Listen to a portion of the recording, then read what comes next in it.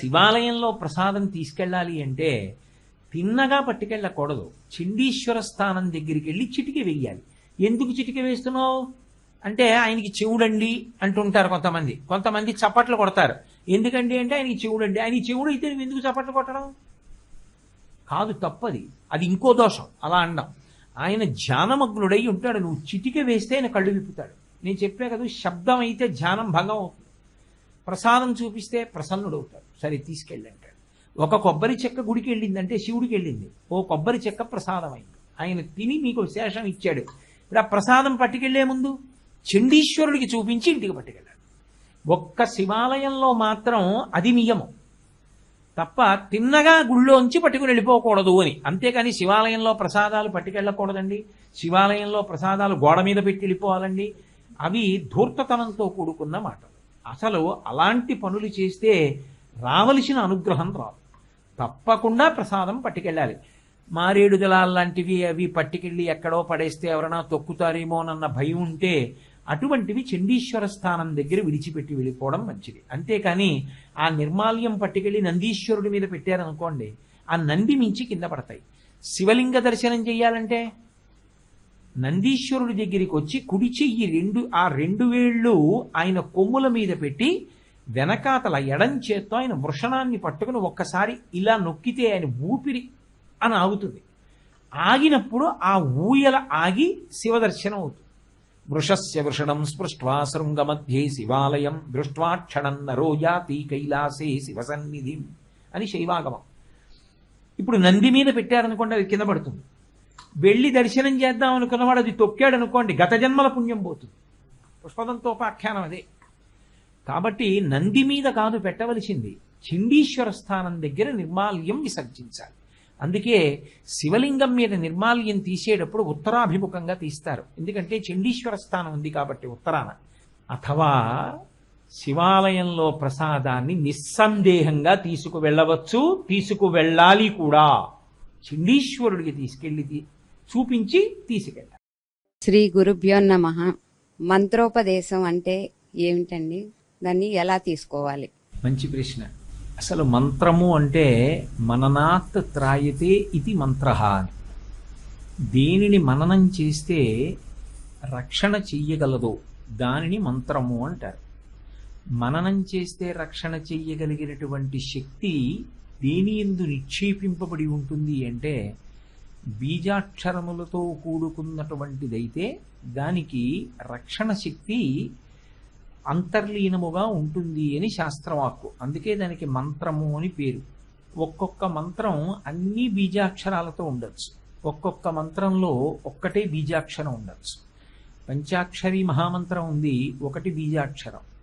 అష్టాక్షరి మహామంత్రం ఉంది, ఒకటి బీజాక్షరం. గాయత్రి మహామంత్రం ఉంది, 24 బీజాక్షరాలే. ఒక్కొక్క బీజాక్షరానికి ఒక్కొక్క ఋషి ఉంటారు. మళ్ళీ ఆ బీజాక్షరానికి ఒక దైవం ఉంటారు. ఆ బీజాక్షరాన్ని మనం మననం చేసినప్పుడు అది లోపల విస్ఫోటనమై ఆ ఋషి యొక్క అనుగ్రహం చేత, దేవత యొక్క అనుగ్రహం చేత అది ఎవరు మననం చేశారో వాళ్ళని రక్షించేటటువంటి శక్తిని లోపల ప్రసారం చేస్తుంది. అటువంటి మంత్రాన్ని ఒక గురువు దగ్గర పుచ్చుకోవడానికే ఉపదేశము అని పేరు. ఈ ఉపదేశం చేయడం అనేటటువంటి ప్రక్రియ అనేక విధాలుగా ఉంటుంది. హస్తమస్తక సంయోగము అని గురువుగారు తన చేతిని ఎవరికి ఉపదేశం చేస్తున్నారో వారి యొక్క మూర్ధన్య స్థానమునందు, అంటే తల మీద చేతిని ఉంచి సంకల్పం చేస్తారు. అంటే అవతల వారికి కూడా ఆ మంత్రాధిష్టాన దేవత యందు నమ్మకముండి ఆ మంత్రము చేత రక్షణ పొందాలనేటటువంటి కుతూహలముండి ఆ మంత్రాధిష్టాన దేవత యందు మనస్సు నిలబెట్టడంలో అభిరుచి కలిగి ఉంటే అలా మనసు దానిని ఆశ్రయించడానికి యోగ్యతని పొంది ఉంది కనుక అంతకు పూర్వం ఎన్నో పర్యాయములు ఆ మంత్రాన్ని జపం చేసి ఆ మంత్రము యొక్క అధిదైవతము యొక్క అనుగ్రహాన్ని పొందినటువంటి వారు ఎవరుంటారో అటువంటి వారు శిష్యుడికి ఉపదేశం చేస్తారు. అలా హస్తమస్తక సంయోగం చేయడంలో గురువు గారికి శిష్యుడికి ఆనుకూల్యత ఏర్పడుతుంది. అది ఒక ప్రక్రియ. రెండవది, గురువుగారు తన యొక్క కాలు వేలుకి తాడు కట్టుకుని శిష్యుని యొక్క శరీరంలో చేతికి కానీ కాలుకు కానీ తాడు కట్టి తనలో ఉన్నటువంటి ఆ జపం చేసిన శక్తిలో కొంత భాగం శిష్యుడికి వెళ్ళేటట్టుగా అనుగ్రహిస్తారు. అనుగ్రహించి తత్కారణము చేత శిష్యుడికి కూడా ఆ మంత్రమునందు ఆ మంత్రాన్ని ఉపదేశం చేసినటువంటి గురువు యందు పరిపూర్ణమైనటువంటి భక్తి విశ్వాసములు కలిగేలా అనుగ్రహించి ఆ మంత్రాన్ని ఉపదేశం చేస్తారు. మంత్రోపదేశం మనం ఎవరి దగ్గర పొందుతామో వారినే గురువు అని పిలుస్తారు. గురువుల్లో ప్రధానంగా 5 రకాల గురువులు ఉంటారు అని గురుగీత. అందులో సూచక గురువు, వాచక గురువు, బోధక గురువు, పరమ గురువు, నిషిద్ధ గురువు అని 5 ఉంటారు. ఈ 5లో వాచక గురువు అంటే మనకి చిన్నతనంలో చదువు చెప్పినటువంటి ఉపాధ్యాయుడు. అందులో మళ్ళీ సూచక గురువు అంటే ఏదైనా ఆశ్రమానికి వెళ్ళినప్పుడు ఆ ఆశ్రమంలో పాటించవలసినటువంటి నియమ నిబంధనలను మనకి చెప్పేటటువంటి గురువు గారు. బోధక గురువు అంటే మంత్రోపదేశం చేసేటటువంటి గురువు. ఆ మంత్రం విశేషమైన శక్తి చేత ఇక్కడా రక్షిస్తుంది, శరీర పతనానంతరము రక్షిస్తుంది. ఒక్కొక్కచో దాని అనుగ్రహం చేత అసలు మళ్ళీ పుట్టవలసిన అవసరం కూడా పోవచ్చు. ఇంత గొప్ప ఉపకారం గురువు చేస్తాడు. ఇది తల్లి తండ్రి కూడా చెయ్యరు. అందుకే మంత్రోపదేశం చేసినటువంటి గురువు ఎవరుంటారో ఆయన పరమేశ్వరుడితో సమానం. ఇక ఆ గురువుకి పరమేశ్వరుడికి అభేదాన్నే పాటిస్తారు. ఈశ్వరుణ్ణి కరచరణాదులతో ఎదురుగుండా కనపడితే ఎటువంటి భావనతో చూసి నమస్కరిస్తామో మంత్రోపదేశం చేసినటువంటి గురువుగారు కూడా అదే స్థానంలో నిలబడతారు. అటువంటి మంత్రోపదేశం చేయగలిగినటువంటి స్థాయిని పొందినటువంటి గురువులందరూ కూడా సశిష్యులై ఎవరికి నమస్కరిస్తారో అటువంటి వారి యందు మంత్రములన్నీ కూడా చేరి ఉంటాయి. వారి శరీరమే మంత్రపూతమవుతుంది. అంత స్థాయిని పొందిన మహాపురుషులు ఉంటారు. కంచికామకోటి పీఠాధిపత్యం వహించినటువంటి చంద్రశేఖరేంద్ర సరస్వతి మహాస్వామి వారు ఉపదేశం చెయ్యలేని మంత్రం అన్నది ఉండదు. ఇంకా ఆ స్థాయిని పొందుతారు. శరీరమే మంత్రపూతమవుతుంది. ఇప్పుడు శృంగగిరి పీఠాన్ని అధివసించినటువంటి చంద్రశేఖర భారతీ స్వామి వారు, అలాగే ఇప్పుడు పీఠాధిపతిగా ఉన్న భారతీ తీర్థ మహాస్వామి వారు, ఇటువంటి వారు అవతల వారిని చూడగానే అవతల వారికి ఏ మంత్రాన్ని ఉపదేశం చేస్తే వాళ్ళు ఉన్న స్థితిలో వాళ్ళకి విశేషంగా అనుగ్రహాన్ని ఇవ్వగలుగుతుంది, వాళ్ళు ఉన్న స్థితిలో అది వాళ్ళకి ఉపకారం చేస్తుంది అన్నది నిర్ణయించగలిగి ఉంటారు. అందుకే శృంగేరికి చంద్రశేఖర భారతీ స్వామి వారు పీఠాధిపత్యంలో ఉండగా ఒక వ్యక్తి వెళ్ళి నాకు ఫలానా మంత్రాన్ని ఉపదేశం చేయండి అని అడిగారు. స్వామివారు అన్నారు, మీరు రేపు రండి ఉపదేశం చేస్తాం అన్నారు. అని ఆయన వచ్చి నాకు ఈ మంత్రం ఉపదేశం చేయండి అన్నారు. రోగి చెప్పవలసింది రోగం ఒక్కటే, ఏ మంది ఇవ్వాలో చెప్పవలసింది వైద్యుడు. నీకే మంత్రం ఇవ్వాలో చెప్పవలసింది నేను, నాకు ఈ మంత్రం కావాలని నువ్వు కాదు అడగవలసింది అని మంత్రోపదేశం చేశారు. ఉపదేశం చేసినటువంటి మంత్రము చేత ఎంత శక్తి ఆవిర్భవిస్తుందో, బీజాక్షరములతో కూడుకున్నటువంటి మంత్రములను మననం చేయడం వల్ల ఎంత శక్తి విస్ఫోటనమవుతుందో, దాని చేత ఎటువంటి ఇక్కట్లను కూడా అధిగమిస్తారో మీరు తెలుసుకోవాలి అంటే చంద్రశేఖర భారతీ స్వామి వారి జీవిత చరిత్ర చదివితే అటువంటి దృష్టాంతాలు ఎన్నో కనపడతాయి. మంత్రం అంటే మంత్రమే, అంత గొప్పది. కొన్ని శ్లోకములకు మంత్రస్థాయి కలుగుతుంది. ఆదిత్య హృదయం ఉంది, శ్లోకాలుగా ఇచ్చినా అది మంత్రస్థాయిని పొందింది. జయమంత్రం ఉంది, అవి శ్లోకాలుగా ఇచ్చిన రామాయణంలో జయమంత్రం అంటాం, మంత్రస్థాయి పొందింది. అవి గురువు ఉపదేశం చెయ్యాలి. గురువు గారి దగ్గర ఉపదేశం పొందేటటువంటి పర్యంతము కూడా అది ఇవ్వవలసినంత విస్ఫోటన శక్తిని ఇవ్వదు. అటువంటి గురువు అనుగ్రహించి మంత్రాన్ని ఉపదేశం చేస్తారు. ఉపదేశ ప్రక్రియలో సాధారణంగా కుడి చెవిలో మంత్రాన్ని ఉపదేశం చేస్తారు. దంపతులుగా ఉన్నప్పుడు భార్య మంత్రోపదేశం పొందడం కన్నా కూడా శాస్త్ర విహితమైనటువంటి పద్ధతి ఏమి అంటే భర్త మంత్రోపదేశాన్ని పొందాలి. ఎందుచేత నేను ఈ మాట అంటున్నానంటే, యోమే భర్త సమీ గురువు, భార్యకి భర్త సహజ సిద్ధమైనటువంటి గురువు. బిడ్డడికి తండ్రి ఎలా గురువో మయస్కరాయచ శంకరాయచ అని తండ్రి తనంత తానుగా గురువు. పిల్లవాడికి ఉపనయనం చేసి గాయత్రి ఉపదేశం చేస్తాడు, అది తండ్రి అధికారం. ఉపనయనం చెయ్యనటువంటి ఆ వర్ణంలో ఉన్నా ఆ పిల్లల యొక్క అభ్యున్నతి కొరకు పాటుపడి వాళ్ళకి చదువు చెప్పించి విజ్ఞానాన్ని అందిస్తాడు, దానికి కారకమవుతాడు. అందుకని తండ్రి గురువు. అలాగే పెళ్ళైపోయినటువంటి ఆడదానికి భర్త సహజంగా గురువు, చాలా గొప్పవాడు. ఆయన పరమేశ్వరుడి స్థాయిలో ఉంటాడు. నాతో విశిష్టం పశ్యామి బాంధవం విమృశంత్యహం సర్వత్ర యోగ్యం వైదేహి తపకృత విహావ్యయం అంటుంది అనసూయమ్మ. అంత గొప్పవాడైనటువంటి భర్త మంత్రోపదేశాన్ని పొంది కొంతకాలం జపం చేసిన తరువాత తాను జపం చేసిన మంత్రం ఏదుందో అది భార్యకి ఉపదేశం చేస్తే ఇద్దరూ కలిసి ఆ మార్గంలో నడవగలుగుతారు. ఒక మంత్రాన్ని ఉపదేశం పొందినప్పుడు దాని అంగన్యాస కరన్యాసాలు కాని, దాని ధ్యాన శ్లోకం కాని, ఏ గురువు దగ్గర ఉపదేశం పొందారో ఆ మంత్ర సంబంధమైనటువంటి జపంలో వచ్చేటటువంటి వైక్లభ్యాలు ఏమైనా ఉంటే ఆ గురువునే ఆశ్రయించి అడగడం ఎప్పుడూ మంచిది తప్ప ఒకరి దగ్గర ఉపదేశం పొంది వేరొక గురువుని ఆశ్రయించి సమాధానం పొందడం కన్నా ఏ గురువు గారి దగ్గర ఉపదేశం తీసుకున్నారో ఆ గురువు గారి దగ్గరే ఆ మంత్రానికి సంబంధించినటువంటి అనుమానాలన్నింటినీ నివృత్తి చేసుకోవచ్చు.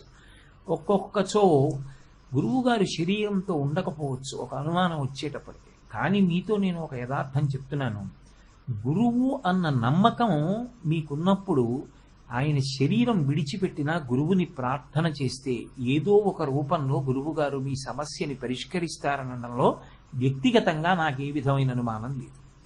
గురువు గురువే. మనకు ఆ గురి ఆయన యందు ఉండాలి.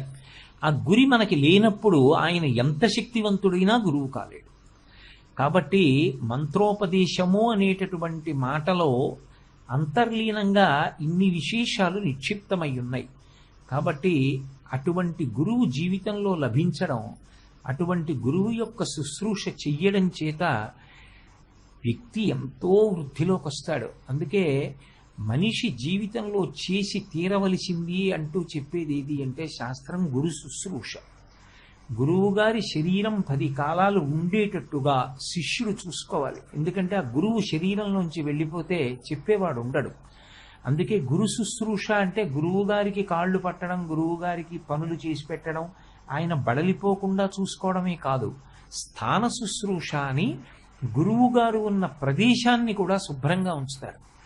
అలా ఉంచడం చేత ఏమవుతుంది అంటే పరమేశ్వరుడికి సేవ చేయడం ఎంతో గురువుగారి సేవ చేయడం కూడా అంతే. కాబట్టి గురూపదేశము అనేటటువంటి మాటలో స్థూలంగా ఈ విషయాలు ఇమిడి ఉంటాయి. శ్రీ గురుభ్యోం నమః. ధ్యానం ప్రారంభించడానికి ముందు ఎటువంటి జాగ్రత్తలు తీసుకోవాలి? ధ్యానము ప్రారంభించే ముందు ఎటువంటి జాగ్రత్త తీసుకోవాలి? ధ్యానము అని ఎప్పుడైనా అంటే అందులో 3 విషయాలు ఉన్నాయి అని జ్ఞాపకం పెట్టుకోవాలి. 3 ఉండి 1 అవడానికి చేసే ప్రయత్నానికి ధ్యానము అని పేరు. ప్రారంభమునందు 3గా ఉండి 1గా తాను మారాలి, అది ధ్యానం. అంటే నేను మీకు ఒక ఉదాహరణ చెప్పాలి అంటే, ధ్యానము చేస్తున్నవాడు, ధ్యానం చేయడానికి కూర్చున్నవాడు ఒకడు ఉంటాడు కదా, ఆయన దేనిని ధ్యానం చేస్తున్నాడు? ఆ ధ్యానము చేయబడుతున్న వస్తువు, దానిని ధ్యానము చేయుట, ధ్యానము 3.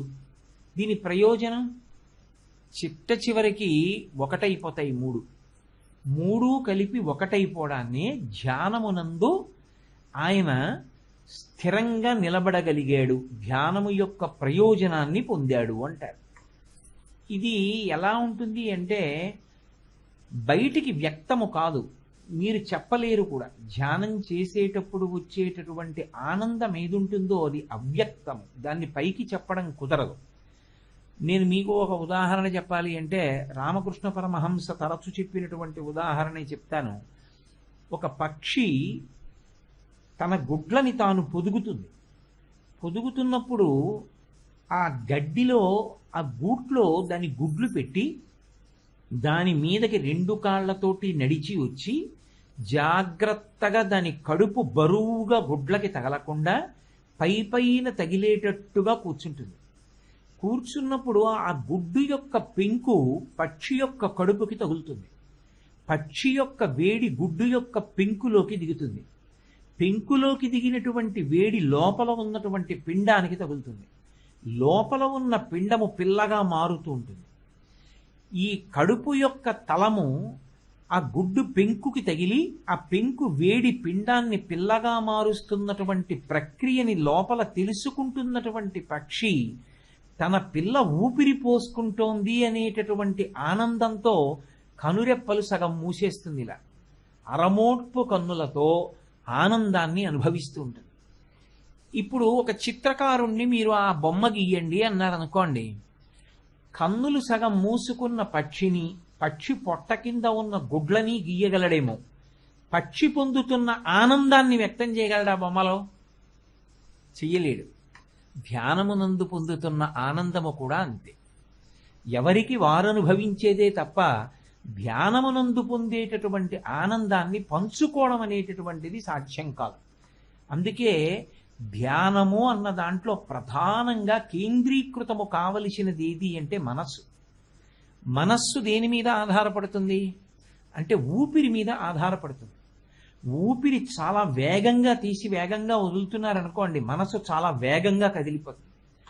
మీరు ఏ వస్తువు వంక చూస్తున్నారో లోపల అంటే మనోనేత్రంతో, మనోనేత్రం ఎక్కడ తెరుచుకుంటుంది అంటే మీరు ఏ వస్తువుని ధ్యానం చేస్తున్నారో ఆ వస్తువుని భ్రూమధ్యమునందు ధ్యానం చేయాలి. ఆజ్ఞాచక్రం ఉంటుంది అక్కడ, అది మనస్సు యొక్క స్థానం. ఆ భ్రూమధ్యమునందు ధ్యానం చేస్తున్నప్పుడు ప్రాణాయామం చేసి ముందు మనస్సుని వశం చేసుకోవాలి. దాని వేగం తగ్గించాలి. తగ్గించి మీరు ఏ వస్తువుని ధ్యానం చేస్తున్నారో వీలైతే దాని బొమ్మ ఒకటి ముందు ధ్యానం చేస్తున్న గదిలో ఉండాలి.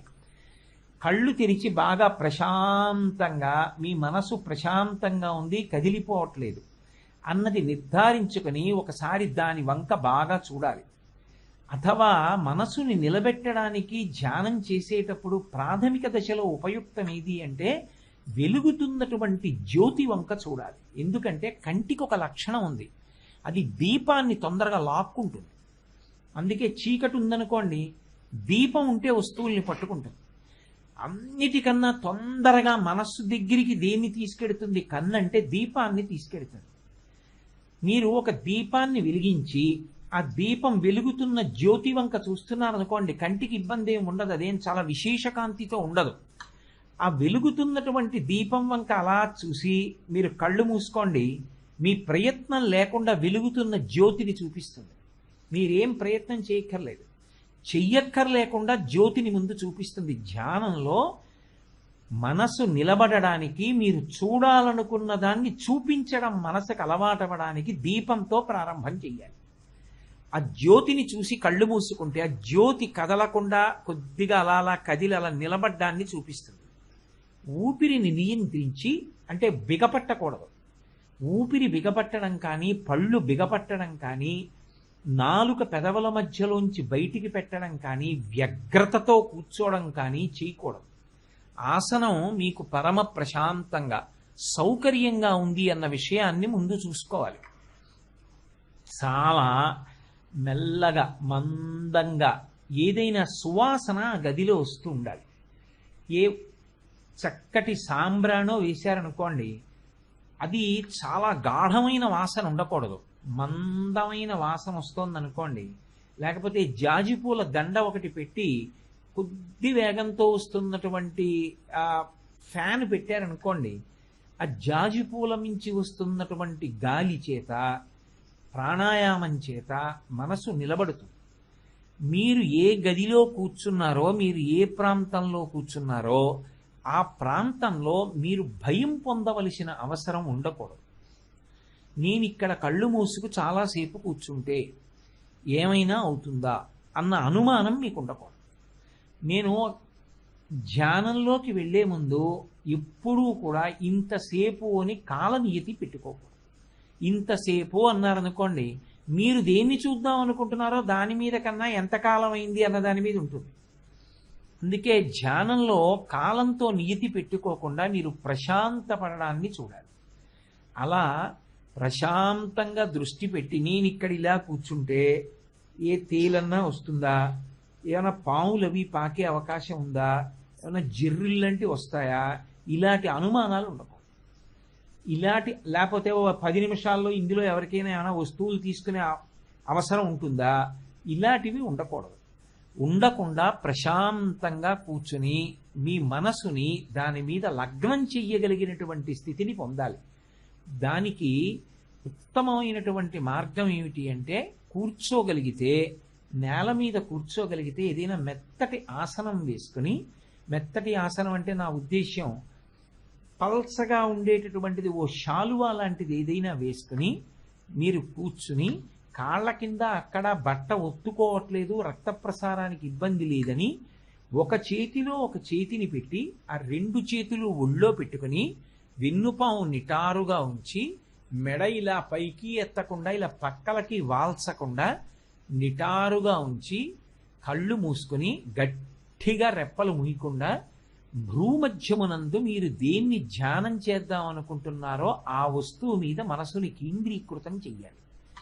అలా కేంద్రీకృతం చేసి మనసుని అలాగే ఉంచి ఆ వస్తువు వంకే చూస్తూ అంతర్నేత్రంతో ఉంటే దానికి ధ్యానం అని పేరు.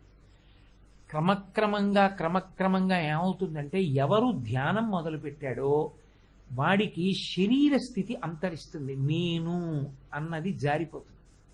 జారిపోయి దేని మీద ధ్యానం చేస్తున్నాడో అందులోకి వెళ్ళిపోతాడు. వెళ్ళిపోయి దానిగా నిలబడిపోతాడు.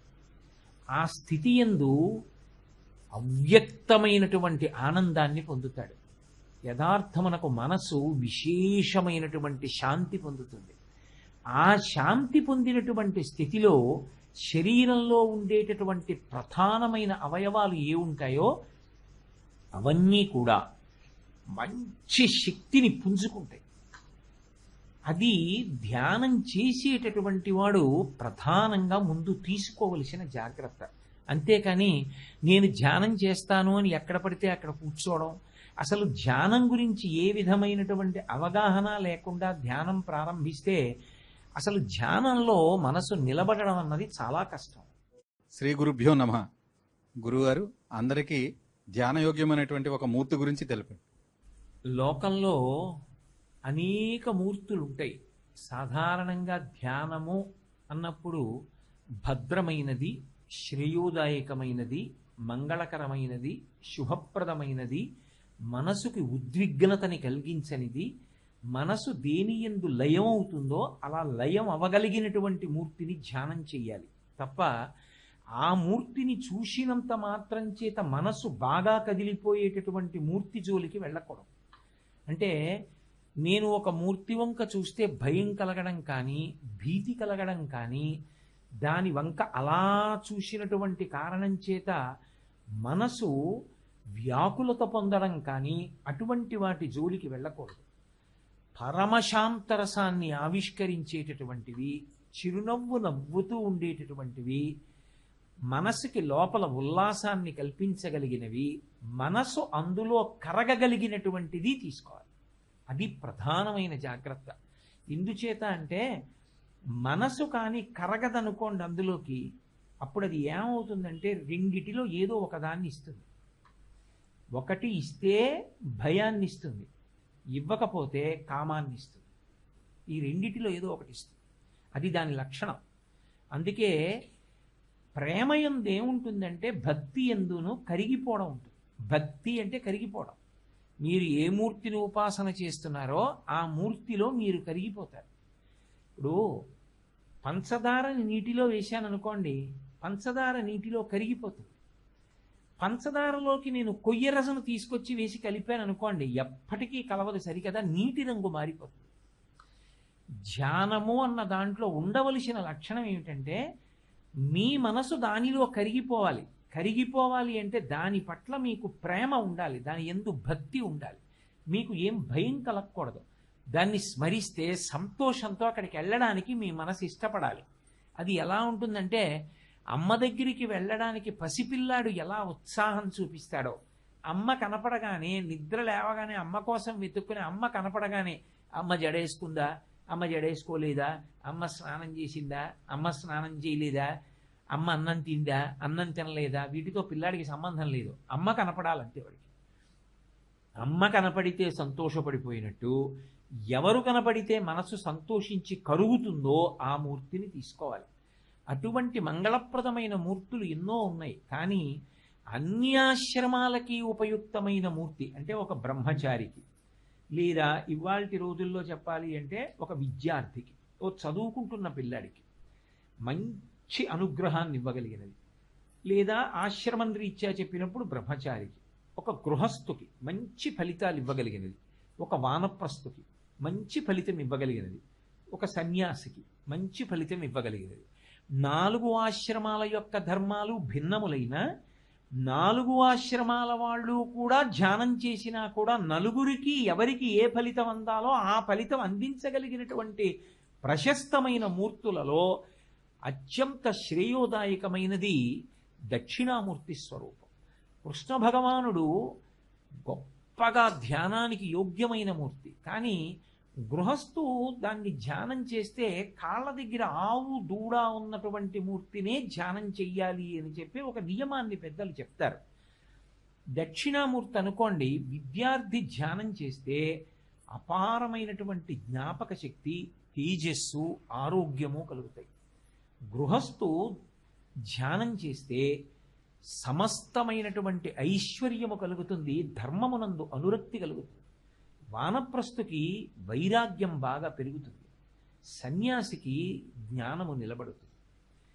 ఎవరికి ఏది కావాలో దాన్ని అది అనుగ్రహిస్తుంది. అందరికీ ఒకలా కాదు, ఎవరికి ఏది ఇవ్వాలో అదే ఇవ్వగలదు. పైగా పరమమంగళమూర్తి. దక్షిణామూర్తి వంక చూడడమే అసలు ఎంత ఆనందంగా ఉంటుందో. ఆ వీరాసనంలో కూర్చుని ఒక కాలు కింద పెట్టి, ఆ కాలు కింద ఉన్నటువంటి మాయ రాక్షసుడు కూడా తలెత్తి నవ్వుతూ ఉంటాడు. ఆ 2వ కాలు తీసుకొచ్చి కింద పెట్టినటువంటి కాలు యొక్క తొడ మీద వేసుకుని 4 చేతులతో ఉంటాడు. చక్కగా చిన్న చిరునవ్వు నవ్వుతూ పెద్ద వటవృక్షం కింద కూర్చుని ఉంటాడు. ఆ ధ్యానం చేసేటప్పుడు చాలా తేలికగా మీరు ఆయన దగ్గరికి వెళ్ళినట్టు, మీరు మోకాళ్ళ మీద వంగినట్టు, మీ తల తీసుకెళ్ళి ఆ కింద పెట్టినటువంటి పాదం మీద మీరు మోపినట్టు, ఆయన బొటన వేలు దాని పక్కన ఉన్న వేలు ఆ పాదం యొక్క తలము మెత్తగా మీ నుదిటికి తగిలినట్టు, మీరు లేచి ఆయన కాలు పట్టుకున్నట్టు, ఆయన పాదాన్ని నిమిరినట్టు, ఆయన కాలు ఒత్తుతున్నట్టు, మీరు నీరాజనం ఇచ్చినప్పుడు ఆ చేతులలో ఉండేటటువంటి ఆయుధములు, ఆ కిరీటము, ఆయన యొక్క తొడ మీద వేసుకున్నటువంటి ఎర్రటి పాదం, దాని యొక్క వేళ్ళు, గోళ్ళు అన్నీ కనపడుతూ ఉండగా మీరు ఆయనకి నీరాజనం ఇస్తూ ఒకసారి దర్శనం చెయ్యొచ్చు.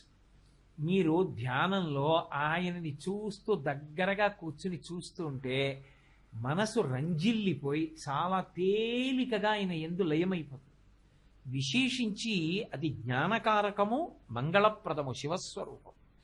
అన్నిటినీ మించి దక్షిణామూర్తి దగ్గర ఉన్నటువంటి గొప్పతనం ఏమిటంటే, అసలు దక్షిణామూర్తి దగ్గర నుండి ఇది మాత్రమే వస్తుంది అని చెప్పడానికి అవధి లేదు. ఏదైనా ఇవ్వగలడు. అన్ని ఇవ్వగలిగినటువంటి దక్షిణామూర్తి స్వరూపాన్ని ఇంట్లో ఉంచుకుని పిల్లల దగ్గర నుంచి పెద్దల వరకు అందరూ కొంతసేపు ఆయన్ని ధ్యానం చేయడం అలవాటు చేసుకుంటే అసలు గురుమండలంలో ప్రధానమైనటువంటి గురువుకి కూడా నమస్కారం చేసినటువంటి అనుగ్రహం లభిస్తుంది. ఎందుకంటే ఆయన గురుస్వరూపం. మౌనవ్యాఖ్యా ప్రకటిత పరబ్రహ్మతత్వం యువానం వర్షిష్టాం తేవ సదృశిగణైరావృతం బ్రహ్మనిష్టై ఆచార్యేంద్రం కరకలిత చిన్ముద్రమానందరూపం స్వాత్మారామం ముదితవదనం దక్షిణామూర్తిమీడే. ముదితవదనం, చిరునవ్వుతో ఉంటాడు. మనసుకి ఒక లక్షణం ఉంటుంది, అది విసుగు చెందుతుంది. మీరు రోజు ఒక్కలాగే చూపించారనుకోండి, రోజు కింద పెట్టిన పాదం చూపించారనుకోండి, నిన్న ఇదేగా చేశాను మళ్ళీ ఏటో పెడుతుంది. కాదు, మీరు ఇవాళ పాదం ధ్యానం చేస్తే రేపు చిన్ముద్ర ధ్యానం చేయొచ్చు. ఆయన చూపుడు వేలు, ఆయన బొటన వేలు రెండూ కలుసుకుని ఆ మిగిలిన వేళ్ళు పొడవుగా ఇలా నిలబడితే ఎర్రటి అరిచెయ్యి, ఆ చేతికున్నటువంటి కంకణం, ఆ చిన్ముద్ర వంక, ఆయన చేతిలో ఉన్నటువంటి ఆ గీతలు, ఆ చేతి వంక ధ్యానం చేయొచ్చు. మీరు రోజు మార్చి చూసి మనసు నిలబెట్టడానికి పరమయోగ్యమైనటువంటి మూర్తి దక్షిణామూర్తి అని ఎందరో పెద్దలు నిర్ధారణ చేశారు. ఇది నా సొంత అభిప్రాయం కాదు. అసలు ప్రతిరోజు ధ్యానం చెయ్యవలసింది ఎవరి మీద అంటే దక్షిణామూర్తి మీద కొంతసేపు ధ్యానం చెయ్యాలి. అంత యోగ్యమైనటువంటి రూపం దక్షిణామూర్తి స్వరూపం. ధ్యానమందు పరమ జాగ్రత్త వేనియందు అవసరమో తెలియజేయగలరు. ధ్యానంలో అన్నిటికన్నా చాలా జాగ్రత్త తీసుకోవలసినటువంటి విషయాలు రెండు ఉంటాయి.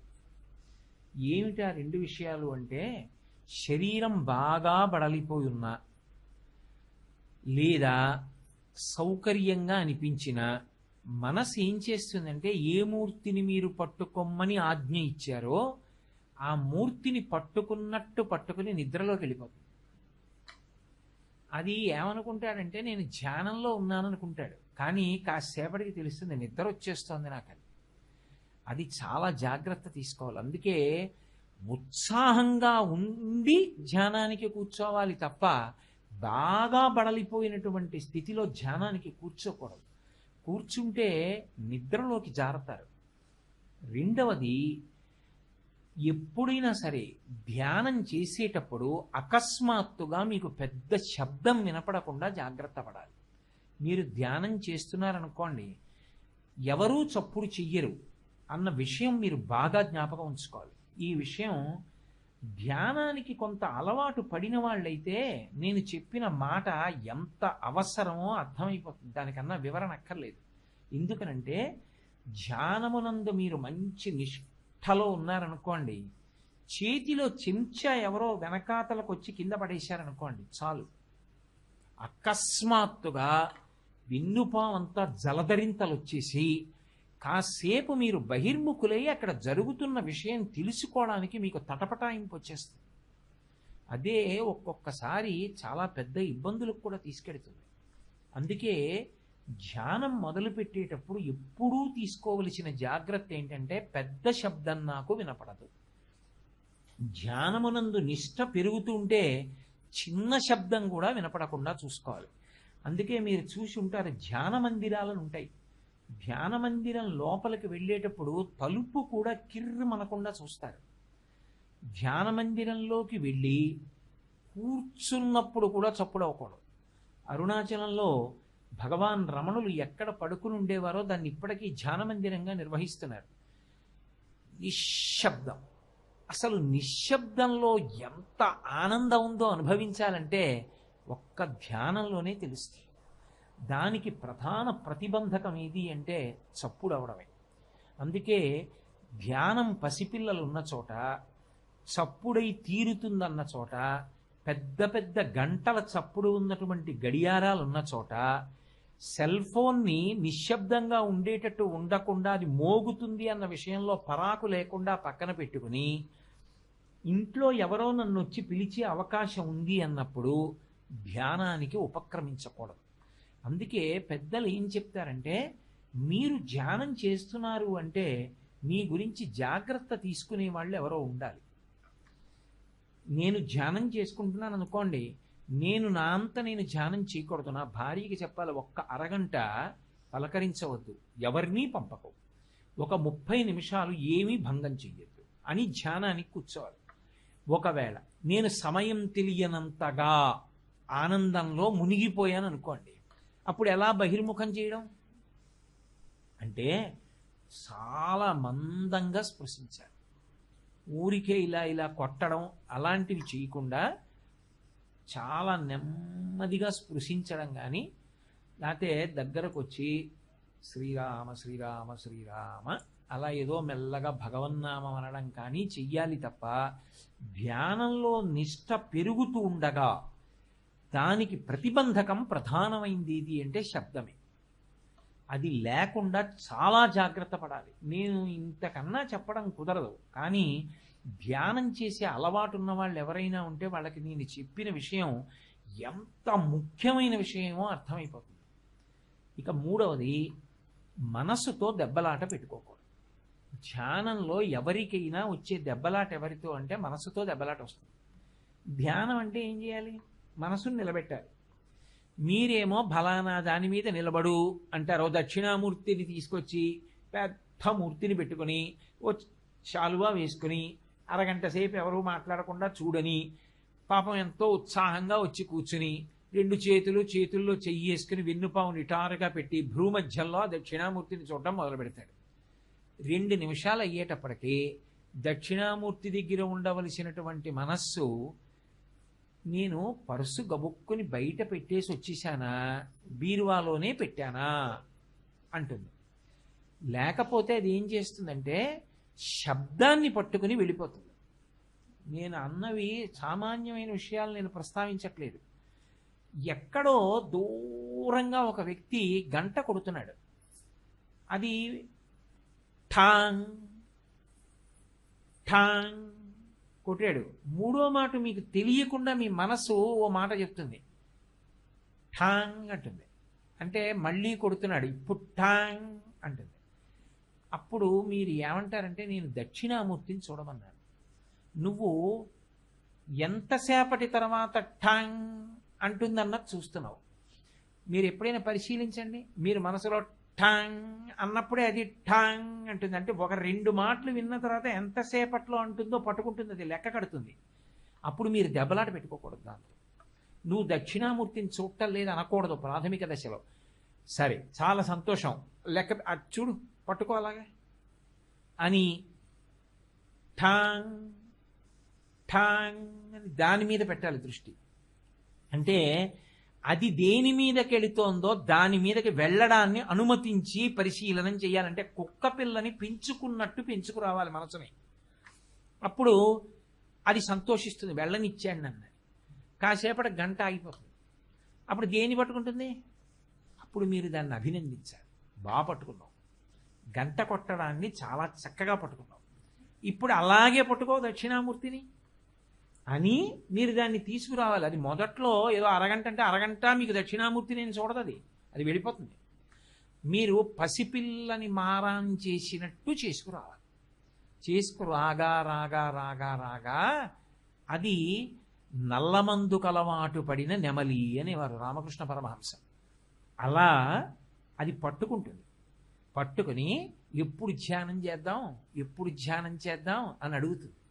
అడిగి ఆ ప్రశాంత వాతావరణాన్ని కల్పించుకుని ధ్యానం చేయడాన్ని ఇష్టపడుతుంది.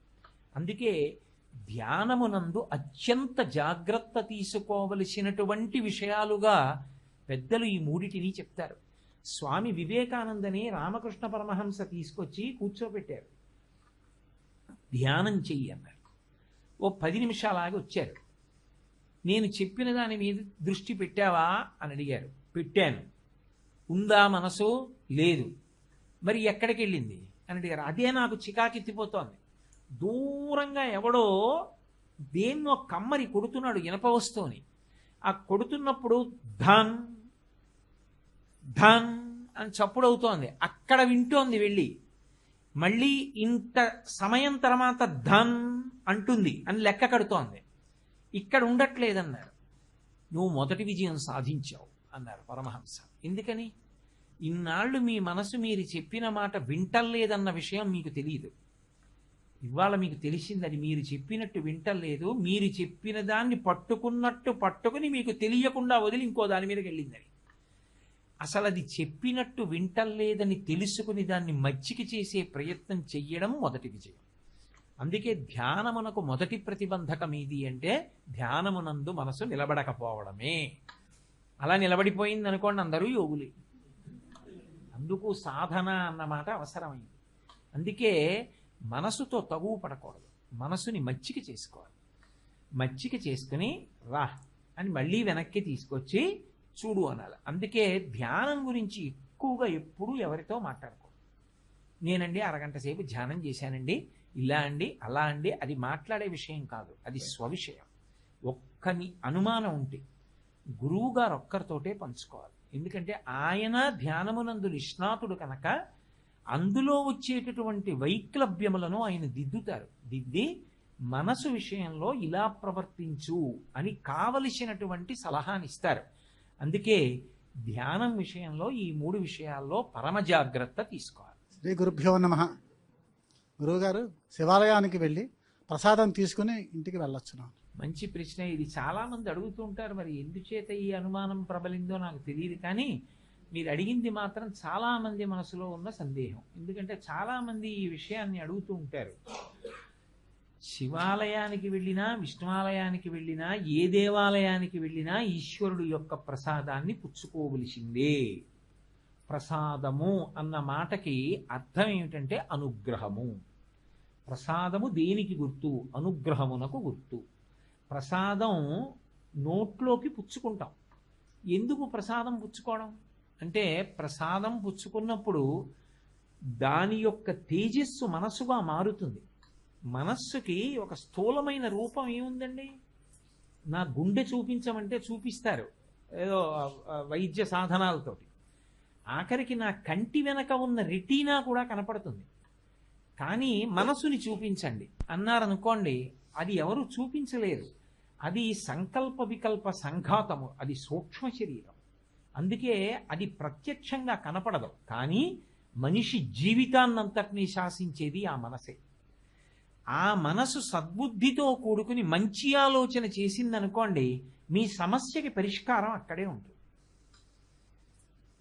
ఆ సమస్యకి పరిష్కారం ఆయన దగ్గరే ఉంది. ఆయన ఆ పని చేస్తే సమస్యకి పరిష్కారం వచ్చేస్తుంది. కానీ ఆ పరిష్కారం ఆయనకి తట్టదు. తట్టక బాధపడిపోతూ ఉంటాడు, ఇబ్బంది పడిపోతూ ఉంటాడు. ఆ పరిష్కారం ఇదే, నువ్వు ఈ పని చెయ్యి, నీ సమస్యకి పరిష్కారం వచ్చేసింది అన్న ఆలోచన దేని వల్ల వస్తుందంటే, భగవత్ సంబంధమైన ప్రసాదాన్ని లోపలకు పుచ్చుకుంటే అది మనసుగా మారితే అది సంకల్పంగా వచ్చి బుద్ధి నిర్ణయం చేసి ఆ నిర్ణయాన్ని అమలు చేయించి కష్టంలోంచి బయటికి తీసుకొస్తుంది. అది ప్రసాదం. అయితే మిగిలిన దేవాలయాల్లో ప్రసాదానికి, శివాలయంలో ప్రసాదానికి ఒక ప్రధానమైనటువంటి భేదం ఉంటుంది.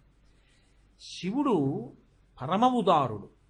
అంతటి ఉదారుడైనటువంటి కారణం చేత ఆయన యథార్థంగా తన భార్య అయినటువంటి పార్వతి, విఘ్నేశ్వరుడు, సుబ్రహ్మణ్యుడు తన బిడ్డలకే తన కుటుంబంలో స్థానము అన్న మాట అనలేదు. తన కుటుంబంలో పిల్లలు అని మనం ఎవరిని అనుకుంటామో వాళ్ళకన్నా పెద్ద స్థానం ఎవరికి ఇచ్చాడు అంటే బయట వాళ్ళకి ఇచ్చాడు. చండీశ్వరుడని ఆయన ఒక మహానుభావుడు, ఒక బ్రాహ్మణుడు, వేదం చదువుకున్న బ్రహ్మచారి. ఇసుకతో శివాలయాన్ని నిర్మాణం చేసి తను తోలుకొచ్చినటువంటి ఆవులు తాను చదువుతున్నటువంటి వేదమంత్రాల చేత సంతసించి విడిచిపెట్టినటువంటి పాలతో ఇసుకతో కట్టిన లింగానికి అభిషేకం చేసేవాడు. ఈ పిల్లవాడు పాలన్నీ ఇసుకలో పోసేస్తున్నాడని ఎవరో దారిన పోతున్న వ్యక్తి చెప్పాడు. తండ్రి, పిల్లవాడు నిజంగా పాలు ఇసుకలో పోస్తున్నాడేమో చూస్తానని చెట్టెక్కి కూర్చున్నాడు. పిల్లవాడు గమనించలేదు. గమనించక ఆవుల పాలు ఆ కుండలో విడిచిపెడితే ఇసుకతో దేవాలయం కట్టి, దేవాలయం లోపల ఇసుకతో లింగం పెట్టి, తాను పెద్ద దేవాలయంలో ఉన్నాననేటటువంటి మానసికమైన భావనతో ఈ ఆవులు విడిచిపెట్టిన పాలు తీసి సైకత లింగం మీద రుద్రాధ్యాయంతో అభిషేకం చేస్తున్నాడు. శ్రీ గురుభ్యో నమః. గురువుగారు శివాలయానికి వెళ్ళి ప్రసాదం తీసుకుని ఇంటికి వెళ్ళొచ్చును. మంచి ప్రశ్న. ఇది చాలా మంది అడుగుతూ ఉంటారు. మరి ఎందుచేత ఈ అనుమానం ప్రబలిందో నాకు తెలియదు, కానీ మీరు అడిగింది మాత్రం చాలా మంది మనసులో ఉన్న సందేహం. శివాలయానికి వెళ్ళినా, విష్ణువాలయానికి వెళ్ళినా, ఏ దేవాలయానికి వెళ్ళినా ఈశ్వరుడు యొక్క ప్రసాదాన్ని పుచ్చుకోవలసిందే. ప్రసాదము అన్న మాటకి అర్థం ఏమిటంటే అనుగ్రహము. ప్రసాదము దేనికి గుర్తు? అనుగ్రహమునకు గుర్తు. ప్రసాదం నోట్లోకి పుచ్చుకుంటాం. ఎందుకు ప్రసాదం పుచ్చుకోవడం అంటే, ప్రసాదం పుచ్చుకున్నప్పుడు దాని యొక్క తేజస్సు మనస్సుగా మారుతుంది. మనస్సుకి ఒక స్థూలమైన రూపం ఏముందండి? నా గుండె చూపించమంటే చూపిస్తారు ఏదో వైద్య సాధనాలతోటి. ఆఖరికి నా కంటి వెనక ఉన్న రెటీనా కూడా కనపడుతుంది. కానీ మనసుని చూపించండి అన్నారనుకోండి, అది ఎవరు చూపించలేరు. అది సంకల్ప వికల్ప సంఘాతము, అది సూక్ష్మ శరీరం. అందుకే అది ప్రత్యక్షంగా కనపడదు. కానీ మనిషి జీవితాన్నంతటినీ శాసించేది ఆ మనసే. ఆ మనసు సద్బుద్ధితో కూడుకుని మంచి ఆలోచన చేసిందనుకోండి, మీ సమస్యకి పరిష్కారం అక్కడే ఉంటుంది. ఆ సమస్యకి పరిష్కారం ఆయన దగ్గరే ఉంది. ఆయన ఆ పని చేస్తే సమస్యకి పరిష్కారం వచ్చేస్తుంది. కానీ ఆ పరిష్కారం ఆయనకి తట్టదు. తట్టక బాధపడిపోతూ ఉంటాడు, ఇబ్బంది పడిపోతూ ఉంటాడు.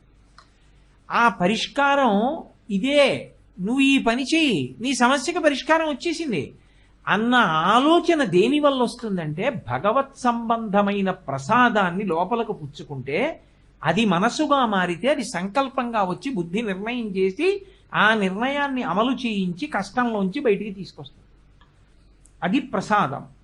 అయితే మిగిలిన దేవాలయాల్లో ప్రసాదానికి శివాలయంలో ప్రసాదానికి ఒక ప్రధానమైనటువంటి భేదం ఉంటుంది. శివుడు పరమ ఉదారుడు. అంతటి ఉదారుడైనటువంటి కారణం చేత ఆయన యథార్థంగా తన భార్య అయినటువంటి పార్వతి, విఘ్నేశ్వరుడు, సుబ్రహ్మణ్యుడు తన బిడ్డలకే తన కుటుంబంలో స్థానము అన్న మాట అనలేదు. తన కుటుంబంలో పిల్లలు అని మనం ఎవరిని అనుకుంటామో వాళ్ళకన్నా పెద్ద స్థానం ఎవరికి ఇచ్చాడు అంటే బయట వాళ్ళకి ఇచ్చాడు. చండీశ్వరుడని ఆయన ఒక మహానుభావుడు, ఒక బ్రాహ్మణుడు, వేదం చదువుకున్న బ్రహ్మచారి. ఇసుకతో శివాలయాన్ని నిర్మాణం చేసి తను తోలుకొచ్చినటువంటి ఆవులు తాను చదువుతున్నటువంటి వేదమంత్రాల చేత సంతసించి విడిచిపెట్టినటువంటి పాలతో ఇసుకతో కట్టిన లింగానికి అభిషేకం చేసేవాడు. ఈ పిల్లవాడు పాలన్నీ ఇసుకలో పోసేస్తున్నాడని ఎవరో దారిన పోతున్న వ్యక్తి చెప్పాడు. తండ్రి పిల్లవాడు నిజంగా పాలు ఇసుకలో పోస్తున్నాడేమో చూస్తానని చెట్టెక్కి కూర్చున్నాడు. పిల్లవాడు గమనించలేదు.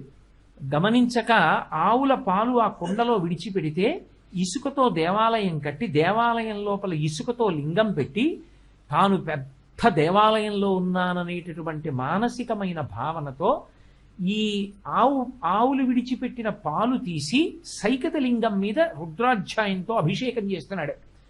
అది చేస్తున్నప్పుడు ఆయన ఒకటైపోయాడు. ధ్యానం చెప్తున్నాడు కానీ మనసు నిండా శివలింగాన్ని చూస్తూ తాను శివలింగం అయిపోయాడు. అంతటి ఆనందంలో ఉన్నాడు. మూడు ఒకటైతే ఆనందం ఉద్భుతమవుతుంది. తమలపాకులు వక్క సొన్నం కలిస్తే నోరు ఎర్రబడినట్టు ధ్యానమునందు ధ్యానము చేస్తున్నవాడు, ధ్యానము చేయబడుతున్నది, ధ్యానము మూడు ఏకీకృతమైతే ఆనందం ఉద్భుతమవుతుంది. ఆ ఆనందంలో ఉన్నాడు. తండ్రి చూశాడు దూరంగా చెట్టు మించి. వీడు పాలు ఇసుకలో పోసేస్తున్నాడని పరుగు పరుగున వచ్చి కాలుతో ఆ ఇసుకతో కట్టిన గుడినంతటినీ తన్నేశాడు. అయినా పిల్లవాడికి తెలియలేదు. ఆ పాలు అలా పోసేస్తున్నాడు, కళ్ళు మూసుకుని శివలింగం మీద పడుతున్నాయి. పిల్లవాడు తన వంక చూడలేదన్న కోపంతో అక్కడ ఉన్నటువంటి ఆవు పాల కుండని కాలుతో ఒక్క తన్ను తన్నాడు. అలా తన్నేటప్పటికీ ఆ కుండ బద్దలైపోయి పాలన్నీ కింద పడిపోయి అతను పాత్రలోకి ఇలా చేయి పెడితే పాలు తగలలేదు. బహిర్ముఖుడయ్యాడు. చూశాడు, తండ్రి ఉగ్రుడై నిలబడి ఉన్నాడు. కుండ బద్దలు కొట్టేశాడు. కాళ్ళ నిండా పాలున్నాయి. అభిషేకం జరుగుతున్నటువంటి శివాభిషేకానికి ఉపయుక్తమవుతున్న పాలకుండ తన్నాడు. మా తండ్రి మహాపాపం చేశాడు. ఈ కాళ్లతో ఉంటే ఇన్ని నరకాలు అనుభవించాలో, అందుకే తండ్రిని రక్షించడానికి ఆవు పాలతో అభిషేకం చేస్తున్నప్పుడు ఆ పాత్రని తన్నాడు కనుక ఆ కాళ్ళు నరికేస్తానని గొడ్డలి విసిరాడు. ఆ గొడ్డలి ఒక కాలుని తెంపి రెండో కాలుకి తగిలింది. తండ్రి నెత్తుటి ధారంలో కింద పడి శరీరం వదిలేశాడు. వెంటనే పరమశివుడు ఆకాశంలోంచి నందివాహనారూఢుడై ప్రత్యక్షమయ్యాడు. ఎంత భక్తిరా నీది! నువ్వు కట్టిన ఇసుక కూడా అనుకోలేదు, శివలింగం అనే అభిషేకం చేశావు. తండ్రి ఆవుపాల పాత్రని తన్నాడని ఉద్ధరించడానికి గొడ్డలితో కాళ్ళు నరికావు తప్ప ఏదో కక్షతో నరకలేదు. కాబట్టి నిన్ను నా కుటుంబంలో ఒక వ్యక్తిగా తీసుకుంటున్నాను అని చండీశ్వరుడు అన్న పేరుతో స్థానం ఇచ్చాడు. ఎప్పుడూ ఇదే ధ్యానంలో కూర్చుని ఉంటావు. ప్రతి శివాలయంలో ఉత్తరంగా ఉంటావు, ఉండి ధ్యానం చేస్తూ ఉంటావు. నన్ను నీ దగ్గరికి వచ్చి ఎవరైనా చిటిక వేస్తే కళ్ళు విప్పుతావు, భంగమై కోపంగా చూస్తావు. వెంటనే నాకు ఇచ్చినవి ఉన్నాయో, నాకు తినమని తెచ్చినవి ఉన్నాయో అందులో సగం నీవే, నే తినగా మిగిలినవి నీవి. అవి భక్తులు ఇంటికి పట్టుకెళ్ళాలి అంటే నీ అనుమతితో పట్టుకెళ్ళాలి. అందుకని పట్టుకెళ్ళి చిటిక వేస్తే ఆయన కళ్ళు విప్పుతాడు. దేనికి ధ్యానభంగం చేశావని. అయ్యా స్వామి ప్రసాదం పట్టుకెడదాం అనుకుంటున్నాను ఇదిగో అని కొబ్బరి చెక్క చూపించాలి. ఆయన ఒకసారి చూసి పట్టుకెళ్ళి ఈశ్వరానుగ్రహం పొందంటాడు. అప్పుడు పట్టుకెళ్ళాలి. అందుకే నివృత్యై చండాంశ త్రిపురహర నిర్మాల్య విముఖై అంటారు శంకర భగవత్పాదులు సౌందర్యలహరిలో. కాబట్టి ఒక శివాలయంలో ప్రసాదం తీసుకెళ్ళాలి అంటే తిన్నగా పట్టుకెళ్ళకూడదు. చండీశ్వర స్థానం దగ్గరికి వెళ్ళి చిటిక వెయ్యాలి. ఎందుకు చిటిక వేస్తున్నావు? అంటే ఆయనకి చెవుడండి అంటుంటారు కొంతమంది. కొంతమంది చప్పట్లు కొడతారు. ఎందుకండి అంటే ఆయనకి చెవుడండి. ఆయన చెవుడు అయితే నువ్వు ఎందుకు చప్పట్లు కొట్టడం? కాదు, తప్పది. అది ఇంకో దోషం అలా అనడం. ఆయన ధ్యానమగ్నుడై ఉంటాడు. నువ్వు చిటిక వేస్తే ఆయన కళ్ళు విప్పుతాడు. నేను చెప్పే కదా, శబ్దం అయితే ధ్యానం భంగం అవుతుంది. ప్రసాదం చూపిస్తే ప్రసన్నుడవుతాడు. సరే తీసుకెళ్ళి అంటాడు. ఒక కొబ్బరి చెక్క గుడికి వెళ్ళిందంటే శివుడికి వెళ్ళింది. ఓ కొబ్బరి చెక్క ప్రసాదం అయింది. ఆయన తిని మీకు శేషం ఇచ్చాడు. ఇప్పుడు ఆ ప్రసాదం పట్టుకెళ్లే ముందు చండీశ్వరుడికి చూపించి ఇంటికి పట్టుకెళ్ళాడు. ఒక్క శివాలయంలో మాత్రం అది నియమం తప్ప తిన్నగా గుళ్ళోంచి పట్టుకుని వెళ్ళిపోకూడదు అని. అంతేకాని శివాలయంలో ప్రసాదాలు పట్టుకెళ్ళకూడదండి. శివాలయంలో ప్రసాదాలు గోడ మీద పెట్టి వెళ్ళిపోవాలండి. అవి ధూర్తతనంతో కూడుకున్న మాటలు. అసలు అలాంటి పనులు చేస్తే రావలసిన అనుగ్రహం రాదు. తప్పకుండా ప్రసాదం పట్టుకెళ్ళాలి. మారేడు దళాల్లాంటివి అవి పట్టుకెళ్ళి ఎక్కడో పడేస్తే ఎవరైనా తొక్కుతారేమోనన్న భయం ఉంటే అటువంటివి చండీశ్వర స్థానం దగ్గర విడిచిపెట్టి వెళ్ళిపోవడం మంచిది. అంతేకాని ఆ నిర్మాల్యం పట్టుకెళ్ళి నందీశ్వరుడి మీద పెట్టారనుకోండి, ఆ నంది మించి కింద పడతాయి. శివలింగ దర్శనం చెయ్యాలంటే నందీశ్వరుడి దగ్గరికి వచ్చి కుడి చెయ్యి ఆ రెండు వేళ్ళు ఆయన కొమ్ముల మీద పెట్టి వెనకాతల ఎడం చేత్తో ఆయన వృషణాన్ని పట్టుకుని ఒక్కసారి ఇలా నొక్కితే ఆయన ఊపిరి అని ఆగుతుంది. ఆగినప్పుడు ఆ ఊయల ఆగి శివదర్శనం అవుతుంది.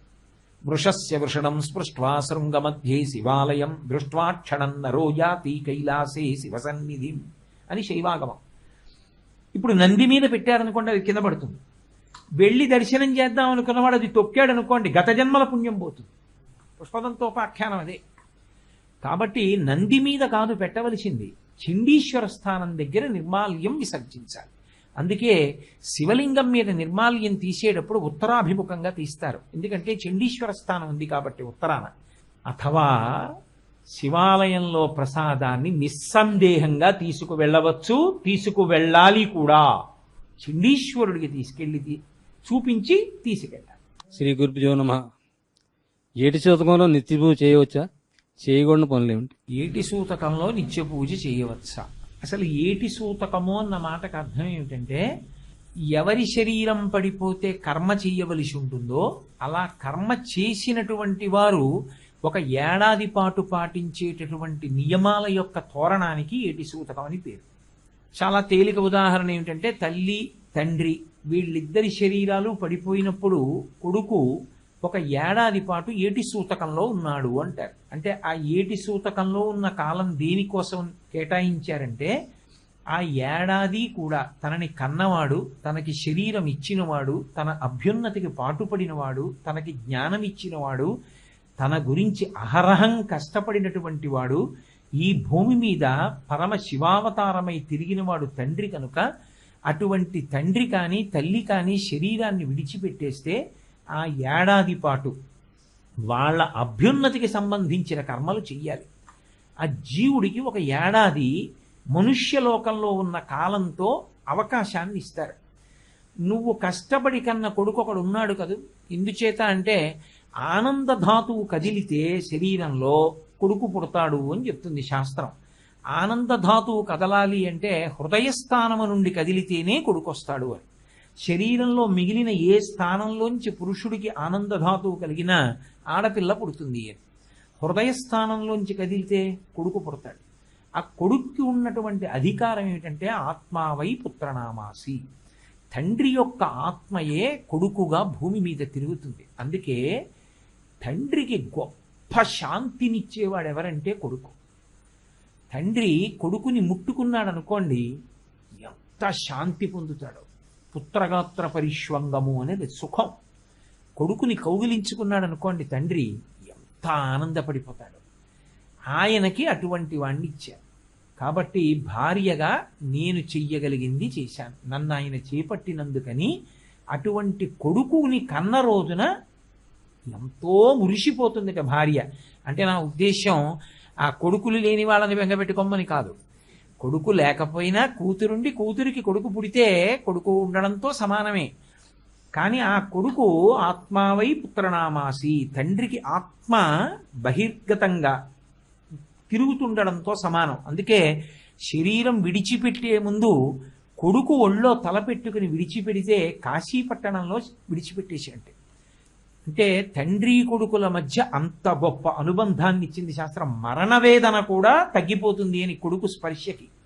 అందుకు ఏడుస్తాడు, కొడుకా కొడకా అని తండ్రి ఏడవడానికి కారణం అది. అటువంటి తండ్రి శరీరం విడిచిపెట్టేస్తే నీ కోసం ఆయన సమయం అంతా పాడు చేసేసుకున్నాడు. చిన్నప్పటి నుంచి నిన్ను చదివించాడు, నీ కోసం డబ్బు సంపాదించాడు.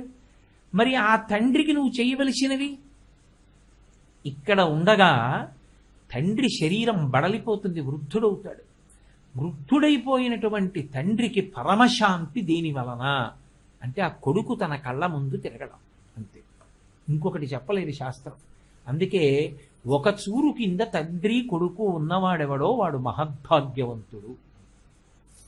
తండ్రి కొడుకుతో కలిసి నిద్రించుట అంది. అంటే ఇద్దరూ కలిసి ఒక మంచంలో అని కాదు దాని అర్థం. ఒక చూరు కింద కొడుకు పక్క గదిలో ఉన్నాడు, నేను ఇక్కడ ఉన్నాను.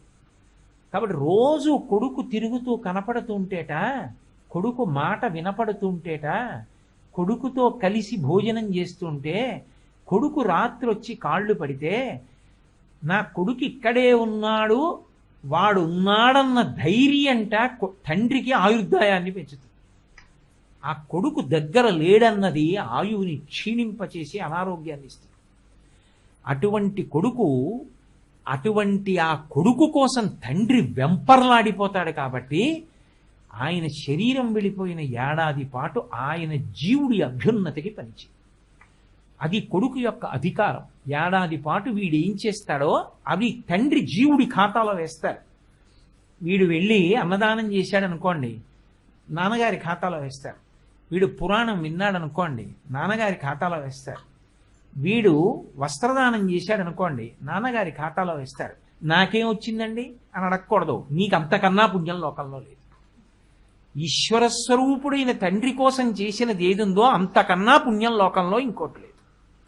అంతేకాని అమ్మా నాన్నగారి కోసం ఏటి సూతకం పెట్టాను, నేను ఏ క్షేత్రానికి వెళ్ళడానికి లేదు, నేను ఏ వ్రతము చేయట్లేదని బెంగ పెట్టుకోకూడదు. అంతకన్నా దుర్మార్గమైన ఆలోచన ఇంకోటి ఉండదు.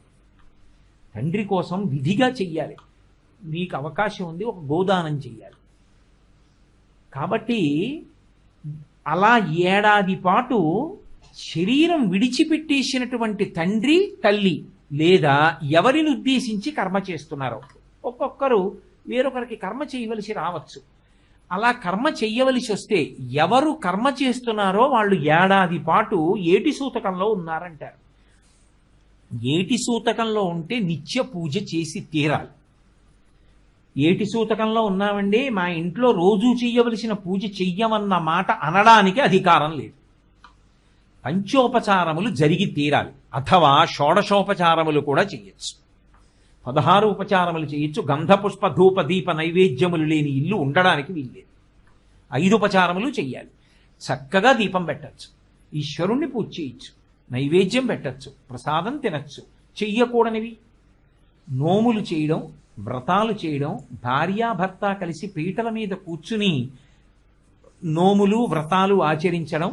నిత్య పూజలో ఇద్దరూ కూర్చుని చేసినా వచ్చిన దోషమేమి ఉండదు. పీటల మీద కూర్చోవడం అంటే పుట్టింటి వాళ్ళు బట్టలు పెడతారు, అది ఏదో నైమిత్తికానికి సంబంధించిన కల్పంతో ఉంటుంది. అటువంటి పనులు చేయకూడదు. కొండలు ఎక్కకూడదు. కొండల మీద ఉన్నటువంటి దేవాలయాల దర్శనం చేయడానికి ఏడాది పాటు కొండ మీదకి వెళ్ళకూడదు. కొండ మీద ఉన్న దేవాలయంలోకి ప్రవేశించకూడదు. పండుగలు మొదలైనటువంటి సంబరాలు చేసుకోకూడదంటే బలవంతంగా మనసు నిగ్రహించమని కాదు. అయ్యో నా గురించి అంత వెంపర్లాడిన ఆయన వెళ్ళిపోయాడే, కనీసం ఒక్క ఏడాది నా చిన్నతనంలో అంత డబ్బు లేని రోజుల్లో కూడా నా కోసమని నేల టపాకాయలు కట్ట తాటాకు టపాకాయలు కట్ట పట్టుకొచ్చి నన్ను దగ్గర చెయ్యి పట్టుకుని టపాకాయ కాల్పించి మా నాన్నగారు ఎంత మురిసిపోయారు, మా అమ్మ పాపం ఎంత మురిసిపోయేది, పిచ్చి తల్లి ఆవిడ వెళ్ళిపోయింది కదా. ఈ దీపావళికి నేను మా అమ్మ అభ్యున్నతికి ఏం చేయాలో అది చేస్తాను. ఎవరికైనా బ్రాహ్మణుడికి ఓ పంచెల చాపు దానం చేస్తాను. నాకు పండగ అని నా సంతోషం కోసం చేసుకో. అందుకు పండగ చేసుకోవద్దు అంటారు. బలవంతంగా నిగ్రహించుకొని పిల్లల్ని పండగకి ఎక్కడికో పంపించి మేము మాత్రం ఇలా కూర్చున్నామండి, ఎందుకది, ఎందుక ఏటి సూతకం? అలా ఉండకూడదు. అది నువ్వు నేర్పాలి పిల్లలకు కూడా. రే మీ తాత అంత గొప్పవాడరా, మీ నాయనమ్మ అంత గొప్పదిరా, ఎంత గొప్పగా పెంచిందో తెలుసా, ఆ నాయనమ్మ విడిపోయిందిరా, అందుకే నేను చేసుకోవట్లేదు నాన్న అంటే, నాన్నగారని మీరు మానేయండి మేము పెడతాం ఎక్కడికో అంటాడు ఆ పిల్లాడు. అలా అన్నా తప్పు, అలా అనకూడదు అని నువ్వు నేర్పకపోతే రేపు నీ పూర్తి చేయకూడదు వాక్యాన్ని కాదు. కాబట్టి పండుగలు మొదలైనవి చేసుకోకండి, నోములు వ్రతాలు కొండలెక్కడం చేయకండి. తండ్రి లేదా ఎవరికి కర్మ చేస్తున్నారో వాళ్ళకి అభ్యున్నతి కొరకు ఏడాది పాటు ఆ జీవుడు ఏం చేస్తే తృప్తి పొందుతాడో పుణ్యాన్ని పొందుతాడో ఆ పనులు చెయ్యండి. వేసవికాలం వచ్చింది, ఓ చలివేంద్రం పెట్టు. పోనీ చలివేంద్రం పెట్టలేదు, మంచి రోహిణీ కార్తిలో కనీసం కాస్త మజ్జిగ ఓ బిందెలో పట్టుకుని నువ్వు కూడా చలివేంద్రం పెట్టిన దగ్గరికి వెళ్ళి 10 మందికి మజ్జిగి. లేదా ఏదో దేవాలయంలో ఉత్సవం జరుగుతోంది, ఏమంటే మా నాన్నగారి పేరు మీద అన్నదానం చేయండి అని ఓ 500 రూపాయలు.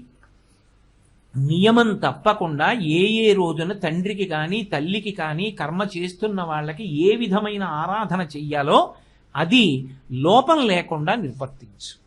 ఇదిగో అది చెయ్యడం నిజంగా ఒక మనిషిగా బ్రతకడానికి సంబంధించింది. దాన్ని ఏటి సూతకం అంటారు. కాబట్టి ఏటి సూతకంలో నిత్య పూజ చెయ్యకూడదు అన్న నియమం లేదు. నిత్య పూజ మాత్రం ఇంట్లో నడుస్తూ ఉండాలి. నేను రోజూ చెయ్యవలసిన పంచోపచారాలు, దీపం పెట్టడం, పూజ చేసుకోవడం అవి చేసుకోవచ్చు. శ్రీ గురుభ్యో నమ. గురువు గారు పెళ్లిలో పెళ్లి కుమార్తెని బుట్టలో ఎందుకు తీసుకుని వస్తారు? వెదురు బుట్ట తయారు చేసి దానిలో కొద్దిగా ధాన్యం పోసి ఆ పిల్లని అందులో కూర్చోమ్మని గౌరీ పూజ చేయిస్తారు. ఆమె బుట్టలో కూర్చుని వివాహ వేదిక మీదకి రావడం కన్నా ముందే ఆ బుట్టలో ఎప్పుడు కూర్చుంటుంది అంటే గౌరీ పూజ చేసేటప్పుడు కూర్చుంటుంది. గౌరీ పూజ చేసేటప్పుడు వెదురు బుట్టలో ఎందుకు కూర్చోవాలి అంటే అప్పుడు ఆమె ఒకరికి లక్ష్మి అవుతోంది, అవతల వారి దగ్గర భార్యాస్థానాన్ని పొందుతోంది, పత్ని స్థానాన్ని పొందుతోంది. మనకి సనాతన ధర్మంలో ఆమె కామపత్ని కాదు, ఆమె సహధర్మచారిణి. ఆమె ఉంటే తప్ప ఆయనకి ధర్మం నడవదు, అసలు ఆయనకి అభ్యున్నతి లేదు. ఆయనకి ఉన్నటువంటి లక్ష్మి అంటే కేవలం ఐశ్వర్యమే కాదు, ఆయన అభ్యున్నతంతా ఎవరి మీద ఆధారపడింది అంటే ఆమె మీదే ఆధారపడింది. ఆయన ఒక యజ్ఞం చెయ్యాలి, ఆమె పక్కన ఉండాలి. ఆయన కన్యాదానం చెయ్యాలి, ఆమె పక్కన ఉండాలి. ఆమె లేనినాడు ఆయన ఏమీ చేసుకోలేడు. మరి లక్ష్మే కదా జీవుడికి. పైగా ఆమె ఇల్లాలు కాగానే ఐశ్వర్యం ఆయనది కాదు, ఆవిడిది. ఐశ్వర్యం అంతా ఆమెకి చెందుతుంది. అందుకే ఆయన వృద్ధి కూడా దేని మీద ఆధారపడుతుందంటే భార్య మీద ఆధారపడుతుంది. ఆమెయే అతని లక్ష్మి. అందుకే లక్ష్మి ఉండే 5 స్థానాల్లో ఒక స్థానం సువాసిని పాపట ప్రారంభ స్థానం. ఇక్కడ బొట్టు పెట్టుకు తీరాలి. ఇక్కడ పెట్టుకున్న బొట్టు భర్తకి కలిసి వచ్చేటట్టుగా చేస్తుంది లక్ష్మీ స్థానమై. ఆమె లక్ష్మి అయి నారాయణుణ్ణి చేరుతోంది. లక్ష్మికి ఒక లక్షణం ఉంటుంది, ఆమె నిత్యానపాయని. ఆమె ఎన్నడూ విష్ణువుని విడిచిపెట్టి ఉండదు. శ్రీరమ సీతగాగ నిజసేవక బృందము వీరవైష్ణవాచార జనంబుగాగ విరజానది గౌతమిగాగ వికుంఠమున్నారయ భద్రశైల శిఖరగ్రముగాగ వసించు చేతనోద్ధారకుడైన విష్ణుడవు దాశరథి కరుణాపయూనిధి అని గోపరాజు గారు. శ్రీ మహావిష్ణువు రామచంద్రమూర్తిగా వస్తే ఆమె సీతమ్మగా వస్తుంది. అనఘ ఆదిలక్ష్మి అయిన రుక్మిణితోడ క్రీడ సల్పుచున్న కృష్ణు చూచి. ఆయన కృష్ణ భగవానుడిగా వస్తే ఆమె రుక్మిణీదేవిగా వస్తుంది. ఆయన ఎక్కడ అవతార స్వీకారం చేస్తే ఆమె ఆయన వెంటే వస్తుంది, ఎన్నడూ విడిచిపెట్టదు. అలాగే ఆ పిల్ల ఇక్కడ పుట్టింది, నా కూతురుంది, నా కూతురు ఇక్కడ పుట్టింది. ఎవరు పుట్టారు? ఆడపిల్ల పుట్టింది. ఆడ అంటే తెలుగులో అక్కడ. అక్కడికి వెళ్ళిపోయే పిల్ల ఇక్కడ పుట్టింది. మరి నా ఇంట్లో ఎందుకు పుట్టింది? ఎక్కడో నారాయణుడు ఉన్నాడు, వెతుక్కుని వెళ్ళిపోతుంది ఆయన దగ్గరికి. శ్రీ గురుభ్యో నమ. గురువు గారు పెళ్లిలో పెళ్లి కుమార్తెని బుట్టలో ఎందుకు తీసుకుని వస్తారు? వెదురు బుట్ట తయారు చేసి దానిలో కొద్దిగా ధాన్యం పోసి ఆ పిల్లని అందులో కూర్చోమ్మని గౌరీ పూజ చేయిస్తారు. ఆమె బుట్టలో కూర్చుని వివాహ వేదిక మీదకి రావడం కన్నా ముందే ఆ బుట్టలో ఎప్పుడు కూర్చుంటుంది అంటే గౌరీ పూజ చేసేటప్పుడు కూర్చుంటుంది. గౌరీ పూజ చేసేటప్పుడు వెదురు బుట్టలో ఎందుకు కూర్చోవాలి అంటే అప్పుడు ఆమె ఒకరికి లక్ష్మి అవుతోంది, అవతల వారి దగ్గర భార్యాస్థానాన్ని పొందుతోంది, పత్ని స్థానాన్ని పొందుతోంది. మనకి సనాతన ధర్మంలో ఆమె కామపత్ని కాదు, ఆమె సహధర్మచారిణి. ఆమె ఉంటే తప్ప ఆయనకి ధర్మం నడవదు, అసలు ఆయనకి అభ్యున్నతి లేదు. ఆయనకి ఉన్నటువంటి లక్ష్మి అంటే కేవలం ఐశ్వర్యమే కాదు, ఆయన అభ్యున్నతంతా ఎవరి మీద ఆధారపడింది అంటే ఆమె మీదే ఆధారపడింది. ఆయన ఒక యజ్ఞం చెయ్యాలి, ఆమె పక్కన ఉండాలి. ఆయన కన్యాదానం చెయ్యాలి, ఆమె పక్కన ఉండాలి. ఆమె లేనినాడు ఆయన ఏమీ చేసుకోలేడు. మరి లక్ష్మే కదా జీవుడికి. పైగా ఆమె ఇల్లాలు కాగానే ఐశ్వర్యం ఆయనది కాదు, ఆవిడిది. ఐశ్వర్యం అంతా ఆమెకి చెందుతుంది. అందుకే ఆయన వృద్ధి కూడా దేని మీద ఆధారపడుతుందంటే భార్య మీద ఆధారపడుతుంది. ఆమెయే అతని లక్ష్మి. అందుకే లక్ష్మి ఉండే 5 స్థానాల్లో ఒక స్థానం సువాసిని పాపట ప్రారంభ స్థానం. ఇక్కడ బొట్టు పెట్టుకు తీరాలి. ఇక్కడ పెట్టుకున్న బొట్టు భర్తకి కలిసి వచ్చేటట్టుగా చేస్తుంది లక్ష్మీ స్థానమై. ఆమె లక్ష్మి అయి నారాయణుణ్ణి చేరుతోంది. లక్ష్మికి ఒక లక్షణం ఉంటుంది, ఆమె నిత్యానపాయని.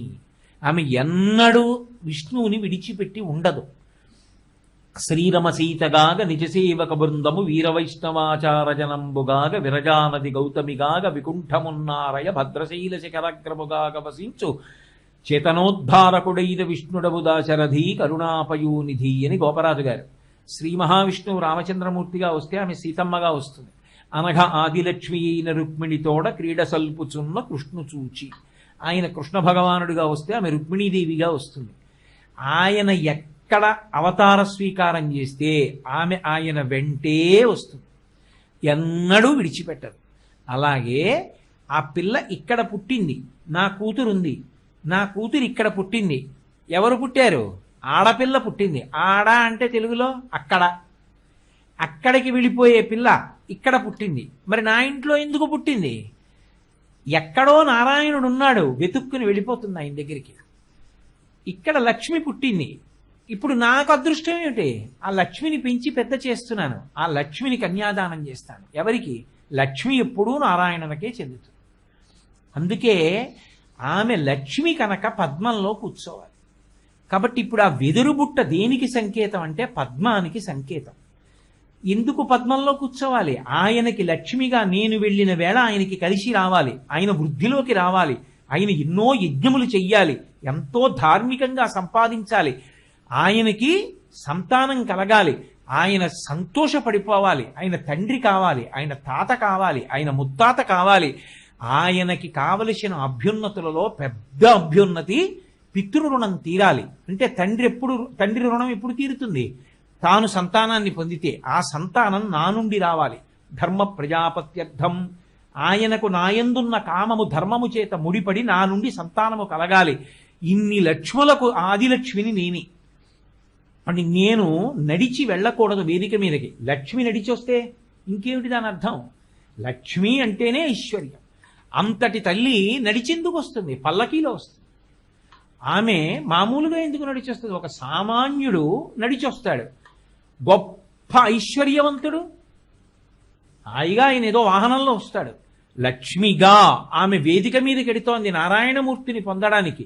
ఆవిడ పద్మంలో వెళ్ళాలి. అందుకని అయ్యా నీ లక్ష్మిని తీసుకొస్తున్నావు, నీ కొరకు లక్ష్మి ఎక్కడ పుట్టిందని వెంపర్లాడావు, ఇదిగో నీ లక్ష్మి తీసుకొస్తున్నావు. ఈ ప్రేమ ఎవరిది? మా అక్క చెల్లెలు, మా అక్క చెల్లెలు కన్న బిడ్డ అని మేనమామలు పరమ పరవశంతో ఆమెని లక్ష్మిగా బుట్టలో పెట్టి తీసుకుని వెడతారు. తీసుకెళ్ళి బుట్టలోనే ఎదురుగుండా కూర్చోబెడతారు. అంటే ఈమె నీ లక్ష్మి. వాళ్ళిద్దరు ఒకటైపోయాక ఇక ఆమె బుట్టలో కూర్చోక్కర్లేదు, ఇక నారాయణుడి పక్కన లక్ష్మే. అందుకని అప్పుడు ఒక పీట మీదగా మారిపోతారు ఇద్దరు. మారే వరకు బుట్టలోనే కూర్చుంటుంది. బుట్టలో కూర్చోబెట్టడం అన్నది కేవలం ఏదో మౌఢ్యమైన విషయం కాదు. ఆయన పక్కకి లక్ష్మి చేరుతోంది. ఇప్పుడు సుసంపన్నుడవుతున్నాడు, అన్ని విధాలా ఆయన వృద్ధిలోకి వస్తాడు అన్న భావనయే ఆమెని బుట్టలో పెట్టి మేనమామలు తీసుకెడతారు. మేనమామలు ప్రేమైకమూర్తులు. లక్ష్మిని తీసుకొచ్చారు మా అబ్బాయి కోసం. నా ఇంటికి లక్ష్మి వచ్చింది అంటే నా కోడలు వచ్చింది, నా కోడలు వస్తే నా ఇంటికి లక్ష్మి వచ్చేసిందని గుర్తు. లక్ష్మీదేవి వచ్చింది, నా కొడుకు ఇంకా వృద్ధిలోకి వస్తాడు. ఇప్పుడు పరవశించిపోయేవాడు ఎవరు? తండ్రి. మగపిల్లవాడి తండ్రి. అందుకే అయ్యా మీరు ఇంత ఆదరభావంతో పిల్లని తెచ్చారు, లక్ష్మీదేవిని తెచ్చారు, నారాయణుండని నా కొడుకుని చూసి, ఇదిగో మీరు 10 కాలాలు బతకండని ఆయుక్కారకం గనక అంచు ఉన్న పంచెల చాప మేనమామలకి ఇస్తారు. 2 మేనమామలే ఎందుకు తేవాలి? మనకి తెలుగునాట ఒక లక్షణం ఉంది. అక్క చెల్లెలకి ఆడపిల్ల పుట్టిందనుకోండి, ఎవరే నీకు భార్య పుట్టిందంటారు. మేనమామకి వరస చెప్తారు మొట్టమొదట. ఏమే మామయ్యని పెళ్ళాడతా ఏంటంటారు. ఎన్నడూ నేను నా మేనకోడలు నా దృష్టితో చూడలేదు. ఆమెని లక్ష్మిగానే చూశాను, ఆమె నారాయణుణ్ణి చేరుతుంది అని అనుకున్నాను తప్ప నేను మేనమామని కనుక ఆమెని నేను భర్తృభావనతో చూడలేదు. పవిత్ర భావంతో ఏ లక్ష్మిగా చూశానో ఆ లక్ష్మిగా నారాయణుడి దగ్గరికి తెచ్చానని తెస్తాడు. అది మేనమామ పవిత్ర హృదయానికి ఆవిష్కారం. అందుకే పెళ్లి కూతుర్ని బుట్టలో తేవడం మేనమామలు తెస్తే, పెళ్ళైపోయాక నిజంగా వాళ్ళు ఐశ్వర్యవంతులు కాకపోయినా ఆమెని నడిపించి కానీ ఇంకొకలా కానీ వెళ్లకుండా ఊళ్ళో ఐశ్వర్యవంతులు ఎవరో వాళ్ళు తమ వాహనం ఇవ్వాలి, ఇచ్చి ఆమెని పంపించాలి. అందుకే అథవా ఆమెని ఎద్దుల బండిలో తీసుకెడతారు, బండి ఎక్కించి అత్తవారింటికి తీసుకెడతారు. ఎందుకంటే వాహనంలో వెళ్ళాలి తప్ప నడిచి వెళ్ళకూడదు, లక్ష్మిగా వెడుతోంది కాబట్టి. ఆడపిల్లని అంత పెద్ద ఎత్తున గౌరవించి లక్ష్మిగా ఆహ్వానించినటువంటి జాతి మన జాతి. అది దాని అర్థం. గురుగారు, పెళ్లిలో తెర ఎందుకు పడతారండి? పెళ్లిలో తెర ఎందుకు పడతారు? పెళ్లి పీటల మీదకి వెళ్ళే పర్యంతం పెండ్లి కుమారుడు పెండ్లి కుమార్తె ఒకరినొకరు చూసుకుని ఉండరు అన్నది శాస్త్రవాక్కు. పెళ్లి ఎవరు నిర్ణయం చేస్తారు అంటే పెద్దలు నిర్ణయిస్తారు. ఈయనకి తగినటువంటి పిల్ల ఈమె, ఈమెకి తగినటువంటి పిల్లవాడు వరుడు అని పెద్దలు నిర్ణయించి వివాహ క్రతువుని ప్రారంభం చేస్తారు. సుముహూర్తం ఒకదాన్ని నిర్ణయం చేస్తారు. ఆ సుముహూర్త కాలంలో వరుడు వధువు ఇద్దరు ఒకరి కన్నులలోకి ఒకరు చూసుకున్నదేదో అది సుముహూర్తం. దేశం అంతటా కూడా సుముహూర్త సమయానికి జరగవలసినటువంటి క్రతువు ఒక్కలా ఉండదు. ఒక్కొక్క చోట సుముహూర్తం మంగళసూత్రధారణ, ఒక్కొక్క చోట సుముహూర్తం పాణిగ్రహణం, ఒక్కొక్క చోట సుముహూర్తం ఒకరి కన్నులలోకి ఒకరు చూసుకోవడం. మనకి సంబంధించినంత వరకు ఒకరి కన్నులలోకి ఒకరు చూసుకోవడాన్ని సుముహూర్తంగా పిలుస్తాం. అప్పటి వరకు ఒండరులు వరుడు వధువు చూసుకోకూడదు కనుక మధ్యలో తెర పడతారు. ఆ తెర పట్టినప్పటికీ కూడా అది ఇద్దరికీ శ్రేయోదాయకమైనటువంటి స్థితి. అందుకే ఆ తెర మీద ఏది పడితే అది ఏదీ వ్రాయకూడదు. దాని మీద ఒక్క స్వస్తిక్ గుర్తు తప్ప ఇంక ఏదీ వేయకూడదు. ఆ స్వస్తిక్ గుర్తు ఎక్కడి నుంచి వచ్చింది అంటే పాణీ పద్మదలాకారౌ పాదౌతే స్వస్తికాయుతౌ అని లక్ష్మీదేవి యొక్క పాదముల అడుగు భాగంలో స్వస్తిక్ ముద్ర ఉంటుంది. లక్ష్మి నారాయణుణ్ణి చేరుతున్నటువంటి సందర్భం గనక లక్ష్మి యొక్క పాదములలో ఉన్నటువంటి పరమమంగళప్రదమైనటువంటి ముద్ర స్వస్తిక్ కనుక ఆ స్వస్తిక్ తెర మీద వేసి ఇద్దరికీ మధ్యలో పట్టుకుంటారు. ఆ పట్టుకున్నటువంటి వాళ్ళు సంప్రదాయం తెలిసున్న వాళ్ళై ఆడపిల్ల వైపు నుంచి ముగ్గురు పట్టుకోవాలి, మగపిల్లవాడి వైపు నుంచి ఇద్దరు పట్టుకోవాలి. ఆడపిల్ల వైపు నుంచి పట్టుకున్న ముగ్గురు కానీ మగపిల్లవాడి వైపు నుంచి పట్టుకున్నటువంటి ఇద్దరు కానీ వాళ్ళు పంచెలు కట్టుకున్నటువంటి వాళ్ళై ఉండాలి. అంటే వైదికమైనటువంటి వస్త్రధారణతో ఉన్న వాళ్ళై ఉండాలి. ఆడవాళ్ళు కానీ చిన్నపిల్లలు కానీ తెర పట్టుకోరు, మగవాళ్లే తెర పట్టుకుంటారు. ఆ పట్టుకున్నప్పుడు కూడా అందులో వాళ్ళు చీకాకైనటువంటి మనస్వభావము కలిగిన వాళ్ళు కాకుండా సత్వగుణ సంపన్నులై చక్కగా భార్యా బిడ్డలతో 10 మందికి ఆదర్శప్రాయంగా కుటుంబ జీవనం చేస్తున్నటువంటి వ్యక్తులెవరో అటువంటి వారిని వరుడి తండ్రి ఇద్దరిని ఎంచుకుంటాడు, వధువు తండ్రి ముగ్గురిని ఎంచుకుంటాడు తన బంధువులలోంచి లేదా వివాహానికి వచ్చినటువంటి వారిలోంచి. ఆ ముగ్గురిని ఈ ఇద్దరిని సాదరంగా ఆహ్వానిస్తారు. వాళ్ళు తమ చేత్తో తెర పట్టుకోవాలి. సుముహూర్త కాలం అయింది అని గుర్తు ఏమిటంటే వివాహంలో మంత్రక్రతువు అయిపోవచ్చు, కానీ ఇంకా సుముహూర్తానికి సమయం ఉంటుంది. అప్పటి వరకు ఏమి చేస్తారు అంటే ఒకటి మంగళ చూర్ణికాష్టకాలను అవి చదువుతారు. 2 ఇంకా సమయం మిగిలిపోతే మంగళప్రదమైనటువంటి పాటలు పాడాలి అని చెప్పారు. అవి అయిపోయిన తర్వాత సుముహూర్త కాలం రాగానే తెర పైకి ఎత్తకూడదు, తెర కిందకి దింపేస్తారు. తెర కిందకి దింపి సుముహూర్త సమయం ఆసన్నమైంది అంటే అఘోర చక్షు అని ఉంటుంది మంత్రం. వరుడు తిన్నగా వధువు కళ్ళల్లోకి చూడాలి, వధువు వరుడి కళ్ళల్లోకి చూడాలి. ఇద్దరులు ఒకరి కళ్ళల్లోకి ఒకరు చూసుకున్నదేదో అదే సుముహూర్తం.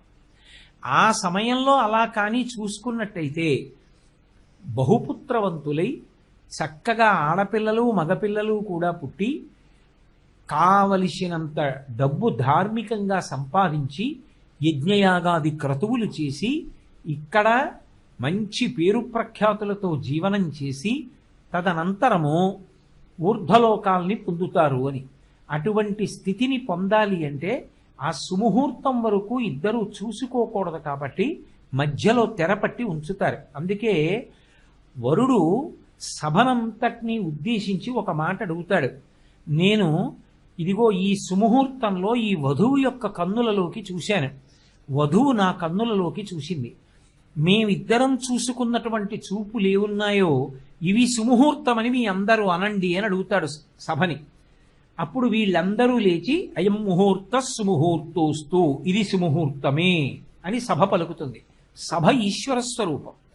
సభ ఆ మాట చెప్పి వెళ్ళి అక్షతలు వేస్తారు. ఆమె కన్నులలోకి చూడగానే వరుడు కొన్ని మాటలు చెప్తాడు, నువ్వు శుభప్రదురాల వగుదువుగాక, మంగళప్రదురాల వగుదువుగాక, అభివృద్ధిని పొందెదవుగాక, సంతానమును పొందెదవుగాక అని కొన్ని మంగళకరమైన వాక్కులు పలుకుతాడు. అందుకే ఇద్దరి యొక్క వృద్ధి దాని మీద ఆధారపడి ఉంటుంది. ఇంత కష్టపడి ఇంత డబ్బు ఖర్చు పెట్టి ఇంత పెళ్లి చేసుకుని సుముహూర్తం వేళటికి ఒకరి కన్నులలోకి ఒకరు చూసుకోకుండా పక్కకి వీడియో కోసం చూడడం అనేటటువంటి అనాచారం ఎంత తగ్గితే కొత్త జంటలు అంత వృద్ధిలోకి వస్తాయి. వాళ్ళు ఇది మాకు లేదు అని బెంగ పెట్టుకుని దానికోసం తాపత్రయపడవలసిన అవసరం లేకుండా వాళ్ళకి జీవితంలో అన్నీ సిద్ధిస్తాయి. ఇక జీలకర్ర బెల్లం పెట్టుకోవడం, జీలకర్ర బెల్లం పెట్టుకోవడం సుముహూర్తం కాదు, కన్నులలోకి చూసుకోవడమే సుముహూర్తం. అందుకే తెరప్పుడు దింపుతారు. మరి జీలకర్ర బెల్లం పెట్టుకోవడం ఎందుకు అంటే జీలకర్ర మంగళద్రవ్యం, బెల్లం నిలవదోషం లేని పదార్థం. జీలకర్రని బెల్లాన్ని కలిపి నూరితే అందులోంచి ధనాత్మక విద్యుత్తు పుడుతుంది అని.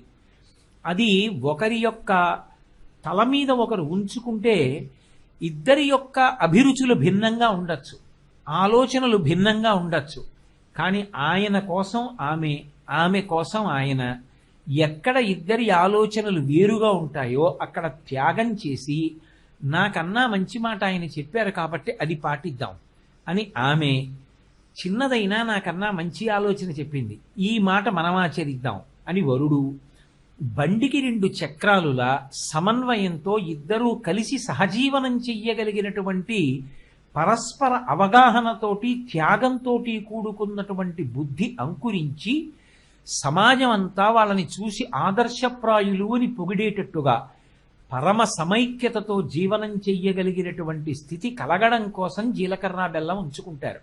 జీలకర్ర బెల్లం సుముహూర్తమునకు కాదు, సుముహూర్తం కళ్ళల్లోకి చూసుకోవడమే. అందులో ఏ విధమైనటువంటి ఇబ్బంది కలగకూడదని తెర మధ్యలో పడతారు. అందుకే ఆ తెరకి అంత ప్రాధాన్యత, ఆ తెర మీద వేసేటటువంటి ముద్రకి కూడా అంత ప్రాధాన్యత. శ్రీ గురుభ్యో నమః. గురువుగారు, పెండ్లి కుమార్తెను చేసినప్పుడు ఏమి చేయాలి? పెండ్లి కుమార్తెను చేయుట అనేటటువంటిది పెళ్లిలో ఒక అంతర్భాగమైనటువంటి క్రియాకలాపం. పెండ్లి కుమారుని చేయుట, పెండ్లి కుమార్తెను చేయుట అన్న ఈ రెండు ఎందుకు వచ్చాయంటే, అలా చేసినప్పుడు పార్వతీ పరమేశ్వరుల యొక్క కళ వాళ్ళని ఆవహిస్తుంది. దాని చేత ఒక వినూత్నమైనటువంటి శోభని సంతరించుకుంటారు. అందుకే మీరు చూడండి, పెళ్లి కూతురు కళ వచ్చిందంటారు, అది పార్వతీదేవి యొక్క కళ ప్రవేశిస్తుంది. ఆ పెండ్లి కుమార్తెను చేయడానికి కూడా సుముహూర్తం ఉంటుంది. ఆ సుముహూర్తంలో చేసేటటువంటి స్నానం మంగళ స్నానం. ఆ మంగళ స్నానం మంగళవాద్యాలు మ్రోగుతుండగా మంగళప్రదమైనటువంటి వస్తువులు ఏ ఉంటాయో అవి శరీరానికి అలదుకుంటారు. పసుపు లాంటివి శరీరానికి అలది స్నానం చేయిస్తారు.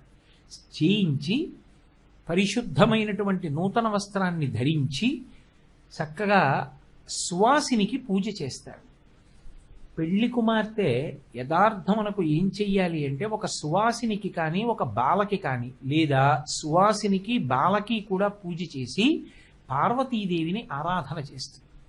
ఎందుచేత అంటే పోతన గారు రుక్మిణీ కళ్యాణం చెప్తూ నమ్మితి నామనంబున సనాతనులైనవు మా మహేషులన్ మిమ్ము పురాణ దంపతుల మీలు భజింతు కదమ్మ మీటి పెద్దమ్మ దయాంబురాశివి కదమ్మ హరిన్ పతిచేయుమమ్మ నిన్ను నమ్మిన వారికెన్నటికి నాశము లేదు కదమ్మ ఈశ్వరి అంటారు.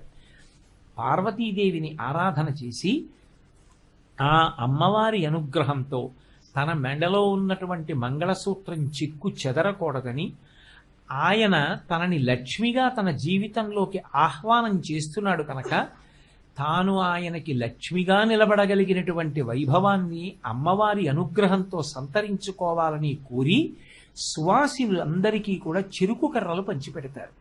చెరుకు కర్రలు, మంగళసూత్రం, నల్లపూసలు, ఎర్రపూలు, తాటాకుతో చేసినటువంటి ఆ తాటంకములు, చెవికి పెట్టుకునేటటువంటి ఆభరణాలు గుండ్రంగా కొత్త తాటాకుతో చేసి కన్నం పెట్టి ఇస్తారు.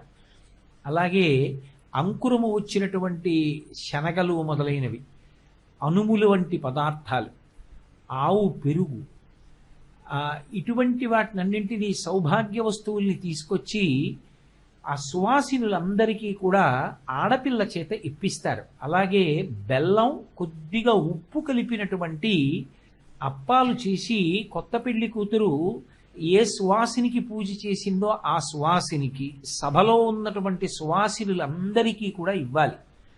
అలా ఇచ్చి వాళ్ళందరి ఆశీర్వచనాన్ని తీసుకుంటుంది. సాధ్యమైనంత వరకు పెండ్లి కుమార్తె పెళ్లి పీటల మీదకి వెళ్లే పర్యంతము కూడా లలితా సహస్రనామ స్తోత్రాన్ని పారాయణ చేస్తూ ఉండడం మంచిది.